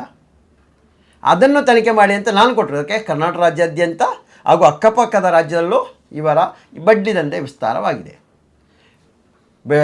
ಬಂಟ್ವಾಳ ಠಾಣೆಗೆ DYSPಗೆ ಒಂದು ದೂರು ಕೊಟ್ಟರೆ DYSPಯವರು ಅವರ ಸುತ್ತ ಇರುವ ಎಲ್ಲ ಠಾಣೆ ಕಳಿಸ್ಬೇಕಾ, ನನಗೆ ಸಂಬಂಧಪಟ್ಟ ಉಪನಯನ ಠಾಣೆ ಅಲ್ಲಿಗೆ ಇದನ್ನು ಕಳಿಸಿ ತನಿಖೆ ಮಾಡಿ ಅಂತ ಹೇಳಬೇಕಾ? ಇವತ್ತು ನನಗೆ ಗೊತ್ತಾಗಿರೋ ಒಂದು ಠಾಣೆ ಕೊಟ್ಟರೆ ಒಂದು ಎಲ್ಲ ಲಿಸ್ಟ್ ಇದೆ ಎಲ್ಲರಿಗೂ ಕೊಡಲಿಕ್ಕೆ. ಇದು ಏನು ಪರಿಸ್ಥಿತಿ ಹೇಳಿ? ಅದು ಅಲ್ಲದೆ ಇವರ ಇನ್ನು ಯೋಜನಾ ಅಧಿಕಾರಿ ಅಂತ, ಅದು ಯಾವ ಸೀಮೆ ಯೋಜನಾ ಅಧಿಕಾರಿ ಗೊತ್ತಿಲ್ಲ ಸ್ವಾಮಿ. ಸಿಬ್ಬಂದಿ ಅದು ಹಾಕಿರಿ, ಕೆಲಸವರಂತ ಹಾಕಿ, ನೀವು ಸಿಬ್ಬಂದಿ ಹಾಕಿ ಹೋಗಲಿ. ಹಾಂ, ಅಧಿಕಾರಿ ಅಂತ ಯಾವ ಅಧಿಕಾರಿ ಕೊಟ್ಟಿದ್ದಾರೆ? DIG ಕೊಟ್ಟು ಆ ಲೆಟ್ರು ಇಡೀ ಕರ್ನಾಟಕ ರಾಜ್ಯದ ಎಲ್ಲ ಠಾಣೆಗೆ ಕಳಿಸಿದ್ದಾರೆ. ಎಲ್ಲ ಠಾಣೆಯಿಂದ ಕರೆ, ಸರ್ ನೀವೊಂದು ಸ್ಟೇಟ್ಮೆಂಟ್ ಕೊಡಬೇಕಂತ. ಅದಕ್ಕೆ ಇವತ್ತೊಂದು ಸ್ಟೇಟ್ಮೆಂಟ್ ರೆಡಿ ಮಾಡಿದ್ದೀನಿ, ಒಂದೊಂದು ಕಡೆ ಕೊಡ್ತಾ ಇದ್ದೀನಿ, ಎಲ್ಲರಿಗೂ ಸೆಂಡ್ ಮಾಡ್ತಾ ಇದ್ದೀನಿ. ಅಲ್ಲಿಂದ ತಿರ್ಗಾ ನಾವು ಇನ್ನೂ ಕೊಡ್ತೀವಿ. ಅದು ಯಾವ ರೀತಿ ಅಂತ ಹೇಳಿದ್ರೆ, ನಾನು ಕೇಳಿದ್ರೆ ಅಷ್ಟೇ, ಆಯಿತು ನನ್ನ ಮೇಲೆ ದೂರು ಕೊಟ್ಟಿದ್ದೀರಿ, ಅಪಪ್ರಚಾರ ಮಾಡ್ತಾ ಇದ್ದಾರೆ, ಒಂದು ಕಡೆಯಿಂದ ನನ್ನ ದೂರನ್ನು ವಜಾಗೊಳಿಸಲಿಕ್ಕೆ ಕೊಡ್ತಾ ಇದ್ದಾರೆ, ಒಂದು ಕಡೆಯಿಂದ ತನಿಖೆ ಆಗ್ತಾ ಇರೋದನ್ನು ವಜಾಗೊಳಿಸಿ ಅಂತ. ಇವರು ಏನಕ್ಕೆ ಹೆದರ್ತಾ ಇರೋದ್ರ ಕೇಳ್ತಾ ಇರೋದು? ಯಾವ ಉದ್ದೇಶ ನೀವು ವಜಾಗೊಳಿಸಿ ತನಿಖೆ ಮಾಡಿ ಅಂತ ಕೇಳೋ, ವಜಾಗೊಳಿಸಿ ಅಂತ ಕೇಳ್ತಾ ಇದ್ರು. ಪರಿಸ್ಥಿತಿ ಯಾವ ಮಟ್ಟಕ್ಕೆ ಬಂದಿದೆ ಆಲೋಚನೆ ಮಾಡಿ. ಅದಕ್ಕೆ ನಾನು ಇವತ್ತು ಹೇಳಿದೆ ನೋಡಿ, ಯಾಕೆ ವಜಾ ಮಾಡಬೇಕು ಅಲ್ಲ, ಅದಕ್ಕೆ ನಾನು ಅವರೇ ಹೇಳ್ತಾರೆ, ನೀವು ಕಂಪ್ಲೇಂಟ್ ಕೊಡಿ, ಕೋರ್ಟಿಗೆ ಹಾಕಿ, ಸಾಕ್ಷಿ ಕೊಡಿ, ನೀವು ಕೋರ್ಟಿಗೆ ನೀವು ಹೋಗಿ ಅಂತ ಹೇಳ್ತಾರೆ, ಮತ್ತೆ ವಜಾ ಯಾಕೆ ಮಾಡಬೇಕು? ವಜಾ ಕೊಡಿ, ವಜಾ ಮಾಡಿದ್ರು ಜಯಂತ್ ಅವರು ಹಾಗೂ ಅವರ ತಂಡದವರು ಕೊಟ್ಟಿರೋದು ವಜಾ ಮಾಡಿ ಅಂತ. ಅದಕ್ಕೆ ನಾನು ಹೇಳ್ತೀನಿ, ಸರಿ ನಿಮ್ಮ ಮೇಲೆ ಅಪಪ್ರಚಾರ ಮಾಡಲ್ಲ, ನಾವು ಸುದ್ದಿ ಮಾಡಲ್ಲ, ಯಾವುದಕ್ಕೂ ಬರಲ್ಲ. ಒಂದು ವಿಷಯ ಮಾಡಿ, ನಿಮಗೆ ವಾರಕ್ಕೆ ಬಡ್ಡಿ ದಂಧೆ ಮಾಡಲಿಕ್ಕೆ ಪರ್ಮಿಷನ್ ಕೊಟ್ಟಿರೋದು, ಆತ್ಮಹತ್ಯೆ ಪ್ರಚೋದನೆ, ಆತ್ಮಹತ್ಯೆಯನ್ನು ಮಾಡಿದ ನಂತರ LIC ಬಾಂಡ್ ತಗೊಳ್ತೀರ, ಅದರ ಮುಖಾಂತರವಾಗಿ ಅವರ ದುಡ್ಡನ್ನು ನಿಮಗೆ ತಗೊಳ್ಳುವ ಹಕ್ಕು, ಮಾನಸಿಕ ಹಿಂಸೆ, ಮಾನಸಿಕ ಕಿರುಕುಳ ಕೊಡಲಿಕ್ಕೆ ಕೊಡ್ತಾ ಈ ಬಡ್ಡಿದಂತೆ ನಡೆಸಲು ಸರ್ಕಾರದಿಂದ ನೀಡಿರುವ ಅನುಮತಿ ಪತ್ರ ಕೊಟ್ಟರೆ, ನಿಮಗೆ ನೀಡಿರುವಂಥ ಅನುಮತಿ ಪತ್ರ ಕೊಟ್ಟರೆ ನಾನು ಯಾವುದೇ ಪ್ರಚಾರ ಮಾಡಲ್ಲ, ಸುಮ್ಮನೆ ಇರ್ತೀನಿ. RBI ನಿಯಮ ಪ್ರಕಾರ RBI ನಿಯಮ ಪ್ರಕಾರ ನಮಗೆ ಸಿಗಬೇಕಾಗಿರುವ ಡಾಕ್ಯುಮೆಂಟ್ ನಮಗೆ ಸಿಗದೆ ಹೋದ್ರೆ ಇವರು ಏನು ಮಾಡಿದ್ರು ನಾವು ಬಿಡುವುದಿಲ್ಲ, ನಾವಂತೂ ಬಿಡುವುದೇ ಇಲ್ಲ. ನಾವು ಕೋರ್ಟಲ್ಲಿ ಹೋಗಿ ಕೂತ್ಕೊಳ್ಳಿಕ್ಕೂ ರೆಡಿ ಇದ್ದೇವೆ. ತೀರ್ಪು ಬರಲೇಬೇಕು, ಇದು ತನಿಖೆ ಆಗಲೇಬೇಕು, ತೀರ್ಪು ಬರಲೇಬೇಕು. ನಮ್ಮ ಸ್ವಸಹಾಯ ಸಂಘದ ನಿಯಮದ ಪ್ರಕಾರ ನಮಗೆಲ್ಲ ಏನು ಹಕ್ಕಿದೆ ಅದು ನಮಗೆ ಸಿಗಲೇಬೇಕು. ಇದು ವಜಾ ಮಾಡಿ ಅಂತ ನಿಮ್ಗೆ ಇಷ್ಟೊಂದು ಪುಕ್ಕಲತನ ತೋರಿಸಿದ್ರೆ ತನಿಖೆ ಆಗಿ ಅಂತ ಮಾಡಿ, ತನಿಖೆ ಆಗ್ಲಿ. ಯಾಕೆ ವಜಾ ಮಾಡಬೇಕು? ಯಾಕೆ ವೀರೇಂದ್ರ ಹೆಗ್ಗಡೆ ಅವರೇ, ಅನಿಲ್ ಅವರೇ ಹೇಳಿ, ಇದಕ್ಕೆ ಉತ್ತರ ಕೊಡಿ. ಯಾಕೆ ವಜಾ ಮಾಡಿ ಅಂತ ನೀವು ದೂರು ಕೊಟ್ಟಿದ್ದೀರಾ? ತನಿಖೆ ಮಾಡಿ ಅಂತ ಹಾಕಿ, ತನಿಖೆ ಮಾಡಿ ಅಂತ ಹಾಕಿ ನೀವೇ ಹೇಳ್ತೀರಲ್ಲ. ಅವರಿಗೆ ತನಿಖೆ ಮಾಡಿ ಅಂತ ಹೇಳಿ, ನಾವು ಬ್ಯಾಂಕಿನವರನ್ನ ಕರ್ಸಿದ್ದೇವೆ, ಅವ್ರ ಹತ್ರ ಮಾತಾಡಿದ್ದೇವೆ, ನಾವು ಬ್ಯಾಂಕಿನ ತಗೊಂಡಿದ್ದೇವೆ, ನಮ್ಮ ಹತ್ರ ಅದು ಇದೆ, ಇದಿದೆ, ಅದು ಇದೆ ಅಂತ ಎಲ್ಲ ಹೀಗೆ ಬೀಸಿ ತೋರಿಸಿದ್ದೀರಾ? ಪಾರದರ್ಶಕ ಇದ್ರೆ ಭಯ ಯಾಕೆ? ತನಿಖೆ ಆಗ್ಲಿ, ತನಿಖೆ ಮಾಡಿ ಅಂತ ಹೇಳ್ಬೇಕಲ್ಲ ನೀವು. ತನಿಖೆ ಮಾಡಿ ಸರ್, ಆದಷ್ಟು ಬೇಗ ಮಾಡಿ, ಹಾಗೆ ಕೊಡ್ಬೇಕಲ್ಲ. ವಜಾಗೊಳಿಸಿ ಅಂತ ಏನಕ್ಕೆ ವಜಾ ಮಾಡ್ಬೇಕು? ನಾಚಿಕೆ ಆಗುದಿಲ್ಲ ನಿಮ್ಗೆ? ನಿಮ್ಗೆ ನಾಚಿಕೆ ಆಗುದಿಲ್ಲ ಜನ್ಮಕ್ಕೆ ನಿಮ್ಗೆ? ಅದು ಅಲ್ಲ, ನಿನ್ನೆ ನೋಡಿದ್ರ ಇಲ್ಲಿ ಉದನೆ ಅಂದರೆ ಕಡಬ ತಾಲೂಕು, ದಕ್ಷಿಣ ಕನ್ನಡ ಜಿಲ್ಲೆ ಕಡಬ ಬೆಳ್ತಂಗಡಿ ತಾಲೂಕು ಬರುತ್ತೆ. ಇಂಜರಕ್ಕೆ ಅಂತ ಒಂದು ಕಡೆ ಹೋಗಿದ್ದೀವಿ. ಅಲ್ಲಿ ಹೋಗುವಾಗ 2018ರಲ್ಲಿ ಸಾಲ ಸಿಗಬೇಕಾದ್ರೆ 20,000 ಡಿಪಾಸಿಟ್ ಮಾಡಬೇಕಿತ್ತು. 20,000 ಬ್ಯಾಂಕ್ಗೆ ಡಿಪಾಸಿಟ್ ಮಾಡಿದರೆ ಅದು ಬ್ಯಾಂಕಲ್ಲಿರಲ್ಲ, ಅವರು ಅದಕ್ಕೆ ಆವಾಗಲೇ ಏನೋ ಆ ಡ್ರಾ ಸ್ಲಿಪ್ ಇದೆಯಲ್ಲ, ಡ್ರಾ ಮಾಡೋದಂಥದ್ದು, ಅದಕ್ಕೆ ಸೈನ್ ಮಾಡಿಸಿ ಸೈನ್ ಮಾಡಿಸಿ ಹಿಂದನ್ನು ಸೈನ್ ಮಾಡಿ ತಗೊಂಡು ಹೋಗ್ತಾರೆ, ಧರ್ಮಸ್ಥಳ ಇಡ್ತಾರಂತೆ. ಇವರೇನಾದ್ರು ಕಟ್ಟದೇ ಇದ್ದರೆ ಅದು ಡ್ರಾ ಮಾಡಿಸ್ತಾರಂತೆ. 2021ರಲ್ಲಿ ಅದಕ್ಕೆ ಆ ಒಂದು ಖಾತೆಗೆ 23,000 ದುಡ್ಡು ಬಂತು. ಹಾಕಿದ್ದ ದಿನವೇ 20,000 ಡ್ರಾ ಮಾಡ್ಕೊಂಡು ಹೋದರು. ಪಾಪ ಇವರೇ ಹೇಳ್ತಾ ಇದ್ದಾರೆ ನಾವು ಡ್ರಾ ಮಾಡಿಲ್ಲ ಅಂತ. ನಿನ್ನೆ ಹೋದೆ, ಕೂತು ಮಾತಾಡಿದ್ವಿ, ಕೇಳಿದ್ವಿ. ಇವರೊಂದೇ ಮತ್ತೇನು ಇಲ್ಲ ತಗೊಂಡಿರ್ಬೋದಾ ಅಂತ ಒಂದು ಡೌಟ್. ಇವರು ನಿನ್ನೂ ಇಲ್ಲ, ನಾವು ತಗೊಂಡೇ ಇಲ್ಲ ಅಂತ. ಲಾಸ್ಟಿಗೆ ನಾನು ಕೇಳಿದೆ, ಆ ಡ್ರಾ ಮಾಡೋ ಸ್ಲಿಪ್ ಇರ್ಬೋದಲ್ಲ, ಅದರಲ್ಲಿ ಕೇಳೋಣ. ಮತ್ತು ನೀವು ಡಿಪಾಸಿಟ್ ಮಾಡುವಾಗ ನೀವು ಯಾವ ರೀತಿಯಲ್ಲಿ ಮಾಡಿದಿರಿ, ಏನೋ ಸೈನ್ ಮಾಡಿ ಕೊಟ್ಟಿದ್ದೀರಾ, ಚೆಕ್ ಕೊಟ್ಟಿದ್ದೀರಾ ಅಂತ ಕೇಳಿ. ಆವಾಗ ಅವ್ರು ಬಂದು, ಸರ್ ಅದು ಆ ದುಡ್ಡು ತೆಗಿತೀವಲ್ಲ ಆ ಅಂತಂದು ಪೇಪರ್ಗೆ ನಾವು ಅವತ್ತೊಂದು ಸೈನ್ ಮಾಡಿ ಕೊಟ್ಟಿದ್ದೀವಿ, ಅದನ್ನೇ ಇಟ್ಟು ಇವಾಗ ಡ್ರಾ ಮಾಡಿಬಿಟ್ಟಿದ್ದಾರೆ. ಈ ಥರ ವಿಷಯ ತುಂಬ ಇದೆ. ನೀವು ಎಷ್ಟು ಇದೆ ನೋಡಿ, ನಿಮಗೆ ಏನು ಸಣ್ಣ ಸಮಸ್ಯೆ ಆದರೂ ಕೂಡ ಇಲ್ಲ, ನಿಮಗೆ ಸಾಲದ ವಿಷಯ ಆಗಲಿ, ನಿಮ್ಮ ಬಡ್ಡಿ ಲೆಕ್ಕಾಚಾರ ಆಗಲಿ, ನಿಮಗೆ ಈಗ ಕಟ್ಟಲಿಕ್ಕೆ ಆಗೋದಿಲ್ಲ, ಕಷ್ಟ ಇದೆ ಅಂತ, 1 ರೂಪಾಯಿ ಕಡಿಮೆ ಕಟ್ಟಲಿಕ್ಕೆ ಕಷ್ಟ ಇದೆ ಅಂತಂದ್ರೂ ನಾವು ಎಲ್ಲ ವಿಡಿಯೋದ ಕೆಳಗಡೆ ಇಡೀ ನಮ್ಮ ಜಿಲ್ಲೆಯಾದ್ಯಂತ, ಜಿಲ್ಲೆಗೆ ಒಬ್ಬರಂತೆ ನಾವು ಎಲ್ಲ ಇಡೀ ಕರ್ನಾಟಕ ರಾಜ್ಯದ ಎಲ್ಲ ಜಿಲ್ಲೆಗಳಿಗೂ ನಾವು ಒಬ್ಬೊಬ್ಬರನ್ನು ಉಸ್ತುವಾರಿ ಅಂತ ಮಾಡಿದ್ದೇವೆ. ಅವರ ನಂಬರ್ ಕೂಡ ಕೊಡ್ತಾ ಇದ್ದೀವಿ, ಡಿಸ್ಕ್ರಿಪ್ಷನ್ನಲ್ಲಿ ಹಾಕ್ತೇವೆ ಮತ್ತು ಸ್ಕ್ರೀನಲ್ಲಿ ಬರ್ತಾ ಇರುತ್ತೆ. ಈಗ ಇದು ಲೈವ್ ಆಗಿರೋದನ್ನ ನಮಗೆ ಹಾಕ್ಲಿಕ್ಕೆ ಆಗೋದಿಲ್ಲ, ನೆಕ್ಸ್ಟ್ ಇದು ಡಿಸ್ಕ್ರಿಪ್ಷನ್ನಲ್ಲಿ ಬರ್ತದೆ. ಮತ್ತು ನಾವು ಮುಂದಿನ ವೀಡಿಯೋದಲ್ಲಿ ಎಲ್ಲರದ್ದು ನಂಬರ್ ಹಾಕ್ತೀವಿ, ಇಡೀ ನಮ್ಮ ರಾಜ್ಯದ ಎಲ್ಲ ಜಿಲ್ಲೆಯಲ್ಲಿ ಒಬ್ಬೊಬ್ಬರು ಉಸ್ತುವಾರಿದ್ದು ಅವ್ರ ನಂಬರ್ ಹಾಕ್ತೀವಿ. ನಿಮಗೆ ಆಯಾ ಜಿಲ್ಲೆಯ ಉಸ್ತುವಾರಿಗಳಿಗೆ ನೀವು ಕಾಲ್ ಮಾಡಿ ನಿಮ್ಮ ಸಮಸ್ಯೆಯನ್ನು ಹೇಳ್ಬೋದು, ಅದಕ್ಕೆ ಸರಿಯಾದಂಥ ಪರಿಹಾರವನ್ನು ನಾವು ಕೊಡ್ತೇವೆ. ಮತ್ತು RBI ನಿಯಮದ ಬಗ್ಗೆ ನಾವು ಎಷ್ಟೋ ಸಲ ವಿಡಿಯೋ ಮಾಡಿ ಹಾಕಿದ್ದೇವೆ. ನಿಮ್ಮ ಹಕ್ಕದು, ಅದು ನೀವು ಕೇಳಲೇಬೇಕು. ಅವರು ವಜಾ ಮಾಡಿ ಅಂತಂದರೆ ನಾವು ಬಿಡಲಿಕ್ಕಿಲ್ಲ, ಇದಕ್ಕೆ ನೀವು ಒಗ್ಗಟ್ಟಾಗಬೇಕು, ಇದರಲ್ಲೇ ತಿಳ್ಕೋಬೇಕು ನೀವು ಇವರೆಷ್ಟು ಬಡ್ಡಿ ದಂಧೆ ಮಾಡ್ತಾ ಇದ್ದಾರೆ, ಇದು ಸತ್ಯನ ಸುಳ್ಳ. ನಿಮ್ಮ ಊರಿನವರನ್ನೆಲ್ಲ ಕಚ್ಚಾಡಿಸಿ, ನಿಮ್ಮ ಅಕ್ಕಪಕ್ಕದ ಮನೆಯವರನ್ನೆಲ್ಲ ಕಚ್ಚಾಡಿಸಿ ಇವರು ದುಡ್ಡು ಮಾಡೋದು ಅಲ್ಲಿ ಕೂತ್ಕೊಂಡು. ಯಾಕೆ ಸಾಲ ವಸೂಲಿ ಮಾಡಲಿಕ್ಕೆ ಅವರು ಬರುವುದಿಲ್ಲ? SKDRDP ಯೋಜನಾಧಿಕಾರಿ ಯಾಕೆ ಬರುವುದಿಲ್ಲ? ಯೋಜನಾಧಿಕಾರಿ ಅದರ ಮೇಲೆಗಡೆಯವರು ಯಾಕೆ ಬರುವುದಿಲ್ಲ? ಅವರಿಗೆ ಸಂಬಂಧ ಇಲ್ವಾ ಇದರಲ್ಲಿ? ಅವರಿಗೆ ದುಡ್ಡು ಬರೋದಿಲ್ವಾ? ಅವರಿಗೆ ಕಮಿಷನ್ ಹೋಗೋದಿಲ್ವಾ? ಅಲ್ಲಿ ಕೂತ್ಕೊಂಡು ತಿಂತಾರಲ್ಲ, ಅವ್ರು ಯಾಕೆ ಬರೋದಿಲ್ಲ? ಬರಬೇಕಲ್ಲ, ಅವ್ರು ಕಲೆಕ್ಷನ್ ಮಾಡಲಿ. ನಿಮ್ಗೆ ಯಾಕೆ ನಿಮ್ಮ ಊರಿನವರ ಹತ್ರ ನೀವು ಕೋಪ ಮಾಡ್ಕೊಳ್ತೀರಾ? ಅಲ್ಲಿ ಹೋಗಿ ಮನೆಗೆ ಹೋಗಿ ಗಲಾಟೆ ಮಾಡ್ತೀರಾ? ರಾತ್ರಿ ಎಲ್ಲ ಹೋಗ್ತಾ ಇದ್ದಾರೆ, ಹೌದು, ಈಗಲೂ ಹೋಗ್ತಾ ಇದ್ದಾರೆ. ಇಷ್ಟೆಲ್ಲ ಆಗ್ತಾ ಇದೆ, ಆದರೂ ಕೂಡ ಇನ್ನೂ ಕೂಡ ಹೋಗ್ತಾ ಇದ್ದಾರೆ. ಎಲ್ಲ ಕಟ್ಟೋದ ನಿಂಗೂ ಈಗ ಎಲ್ಲ ಪೊಲೀಸ್ ಸ್ಟೇಷನಲ್ಲೂ ಕಂಪ್ಲೇಂಟ್ ಆಗ್ತಾ ಇದೆ. ಇವತ್ತು ಕೂಡ 15 ಕಂಪ್ಲೇಂಟ್ ಆಯಿತು. ಹೌದು, ಇಡೀ ರಾಜ್ಯದಲ್ಲಿ. ಜನತೆಗೂ ಅದನ್ನೇ ಹೇಳ್ತೀವಿ, ನಿಮಗೆ ನೋವಾಗಿದೆಯಾ ಇವರಿಂದ, ಇಲ್ಲ ಸೌಜನ್ಯ ಹೋರಾಟಗಾರರು ನಿಮಗೆ ಸಿಗ್ತಾ ಇಲ್ವಾ ಮಾತಾಡಿಸ್ಲಿಕ್ಕೆ, ನೀವು ನೇರವಾಗಿ ಹೋಗಿ SKDRDP ಶ್ರೀ ಕ್ಷೇತ್ರ ಧರ್ಮಸ್ಥಳ ಗ್ರಾಮಾಭಿವೃದ್ಧಿ ಯೋಜನೆಯ ಅಧ್ಯಕ್ಷರು ಹಾಗೂ ಕಾರ್ಯನಿರ್ವಹಣಾಧಿಕಾರಿ ಅಂತ ಸಿಬ್ಬಂದಿ ಅನಿಲ್ ಅವರ ಮೇಲೆ ನೇರವಾಗಿ ದೂರು ದಾಖಲು ಮಾಡಿ, ನಿಮಗೆ ಆಗುವುದಾರೆ ಮೋಹಿತ್ ಅಂದರೆ ನಮ್ಮ ವಕೀಲರದ ಅವರ ಅಡ್ರೆಸ್ ಇರುತ್ತೆ, ಇಲ್ಲ ನಮಗೊಂದು ಕರೆ ಮಾಡಿ, ನಾವು ತಗೊಳ್ತೀವಿ, ನನಗೆ ಬೇಕು. ನೀವು ಪೊಲೀಸರು ನಿಮಗೆ ಸಹಕಾರಕ್ಕೆ ನೀಡ್ತಾರೆ, ನಿಮ್ಮ ಸಪೋರ್ಟಿಗೆ ನಿಲ್ಲಿಸ್ತಾರೆ. ಕಾನೂನು ಪ್ರಕಾರ ಒಂದಿಷ್ಟು ಕೆಲವೊಂದು ಪೊಲೀಸರು ತಗೊಳ್ತಾ ಇಲ್ಲ, ಆದರೆ ಅದರ ರೀತಿಯಲ್ಲಿ ನಾವು ಅದನ್ನು ಕಾನೂನು ಪ್ರಕಾರವಾಗಿ ಮುಂದುವರಿತಾ ಇದ್ವಿ. ಮೊನ್ನೆ ನಾವು ಬಳ್ಳಾರಿ ಕಡೆ ಅಲ್ಲ ಆ ಕಡೆ ಅವ್ರದ್ದು ಸಬ್ ಇನ್ಸ್ಪೆಕ್ಟರ್ ಮೇಲೆ ಇವಾಗ ದೂರು ದಾಖಲು ಮಾಡಿದ್ವಿ ನಾವು. ಅಂದರೆ ತಗೊಳ್ಳಿಕ್ಕೆ ಹಿಂದೇಟು ಆಗ್ತಾ ಇದ್ದಾರೆ. ಅವ್ರು ಒಳ್ಳೆ ವ್ಯಕ್ತಿ, ಆಯ್ತು ಸ್ವಾಮಿ ಒಳ್ಳೆಯವ್ರು, ಯಾರು ಹೇಳೋದು ಅಲ್ಲಂತ ಹೇಳಿರೋದು, ನಾವು ಕೇಳ್ದಕ್ಕೆಲ್ಲ ಲೆಕ್ಕ ಕೊಡಿ ನೀವು. ಹಂಗಾರೆ ಅವ್ರು ಹೆಂಗೋ ಕೊಡ್ತಾ ಇಲ್ಲ, ನೀವು ಕೊಡಿ. ಕಾನೂನು ಚೌಕಟ್ಟಲ್ಲಿ ಏನಿದೆ ಅದನ್ನು ಮಾಡಿ. ಕಾನೂನು ಏನು ಹೇಳ್ತಾ ಅದು ಮಾಡಲಿಕ್ಕೆ ಇರೋದು. ಕಾನೂನಿಗೆ ಹೇಳ್ಕೊಡ್ಲಿಕ್ಕೆಲ್ಲ ನೀವು ಇರೋದು. ಏನೋ ಆದೇಶ ಆಗಿದೆಯಲ್ಲ ತನಿಖೆ ಮಾಡಿ ಅಂತ. ಎಷ್ಟೋ ಕಡೆ ನನಗೆ ಲೆಟ್ರ್ ಬರ್ತಾ ಇದೆ RTIಯಲ್ಲಿ ಕೇಳುವಾಗ, ಇಲ್ಲಿ ಯಾವುದು ದೂರು ದಾಖಲಾಗಿಲ್ಲ, ದೂರು ದಾಖಲಾದರೆ ಮುಂದಿನ ಅದಕ್ಕೆ ಕಾನೂನು ಪ್ರಕಾರ ಕೈಗೊಳ್ತೀವಿ ಅಂತ ದೂರು ಬಂದರೆ ತಗೊಳ್ತೀವಿ ಅಂತ ಅವರೇ ನೀವೇ ಕೊಡ್ತಾ ಕೊಟ್ಟಿದ್ದಾರೆ. ಮತ್ತೆ ಗೆದರಿಸೋದು ಇದೆಲ್ಲ ಬೇಕಂತಿಲ್ಲ. ದೂರು ತಗೊಳ್ತಾರೆ. ಆ ಥರ ಎಲ್ಲ ಮಾಡಬೇಡಿ. ನೀವು ದೂರು ತಗೊಳ್ಳಿ, ನಿಮಗೇನೂ ತೊಂದರೆ ಆಗಲ್ಲ. NCR ಮಾಡಿ ಕಳಿಸ್ಕೊಡಿ. FIR ಮಾಡಲಿಕ್ಕೆ ಆಗಿದ್ರೆ FIR ಮಾಡಿ, ಅಷ್ಟು ಕೆಲಸ ಮಾಡಿ. ಯಾರನ್ನೋ ರಕ್ಷಣೆ ಮಾಡಲಿಕ್ಕೆ ಹೋಗಬೇಡಿ. ಇದು ಬ್ರಿಟಿಷರು ಬಂದಂಗೆ ಐತಿ, ಇದೊಂದು ಬ್ರಿಟಿಷರ ಕಾಲ ಇದು, ಆ ರೀತಿಯಲ್ಲಿದೆ. SKDRDP ಸಿಬ್ಬಂದಿಗಳಿಗೂ ಕೂಡ ಅಷ್ಟೇ. ಈಗ ನೋಡಿ, ವಜಾ ಮಾಡಿ ಅಂತ ನಿಮ್ಮ ದಣಿಗಳು, ನಿಮ್ಮ ಮೇಲಧಿಕಾರಿಗಳು ಎಲ್ಲ ಕಂಪ್ಲೇಂಟ್ ಮಾಡಿದ್ದಾರಂತೆ, ವಜಾ ಮಾಡಿ ಅಂತ. ನೀವು ಹೇಳಿ, ನಿಮಗೆ ಹೇಳಲಿಕ್ಕಾಗೋದಿಲ್ಲ. ನಮ್ಮದು ಸಂಘ ಸರಿ ಇದೆ, ನಮ್ಮದು ಸರಿಯಾಗಿದೆ, ನಮ್ಮದೆಲ್ಲ ಪಾರದರ್ಶಕ ಇದೆ, ನೀವೆಲ್ಲ ಹೇಳ್ಕೊಂಡು ಬರ್ತೀರಾ, ಅವ್ರು ಹೇಳಿದ್ದನ್ನೆಲ್ಲ ಹೇಳ್ಕೊಂಡು ಬರ್ತೀರಾ ಬಾಯ್ಪಾಠ. ನೀವೇ ಕೇಳಿ, ಅವರಿಗೆ ನೀವು ಯಾಕೆ ವಜಾ ಮಾಡಿದ್ದು ತನಿಖೆ ಆಗಲಿ ಸರ್. ಈಗೆಲ್ಲ ನಿಲ್ಲಿಸಿದ್ದಾರೆ, ಅವ್ರದ್ದೆಲ್ಲ ಕಟ್ಟಲಿ, ನಾವು ಕೂಡ ಕಟ್ತೇವೆ. ಕೋರ್ಟಿಂದ ಆರ್ಡರ್ ಬರಲಿ, ನಿಮ್ಮದು SKDRDP BC ಟ್ರಸ್ಟ್ ಸರಿಯಾಗಿದೆ, ಎಲ್ಲ ದಾಖಲೆಗಳನ್ನು ಕೊಟ್ಟಿದೆ, ನಮ್ಮದು ಇದೇ ಥರ ಇರೋದು ಅಂತ ಪ್ರೂವ್ ಮಾಡಿ. ಯಾಕೆ ಮಾಡ್ಲಿಕ್ಕೆ ಆಗೋದಿಲ್ವಾ? CC ಅಕೌಂಟ್ ಅಂತ ಖಾತೆ ತೆರೆಯೋದು ಬಿಟ್ಟು ಅಲ್ಲಿಂದ ದುಡ್ಡು ಇಲ್ಲೇ ಕೊಡ್ತಾ ಇರೋದು, ಇದೆಲ್ಲ ಮಾಡಲಿಕ್ಕೆ ನೀವು ಬಂದಿರೋದು.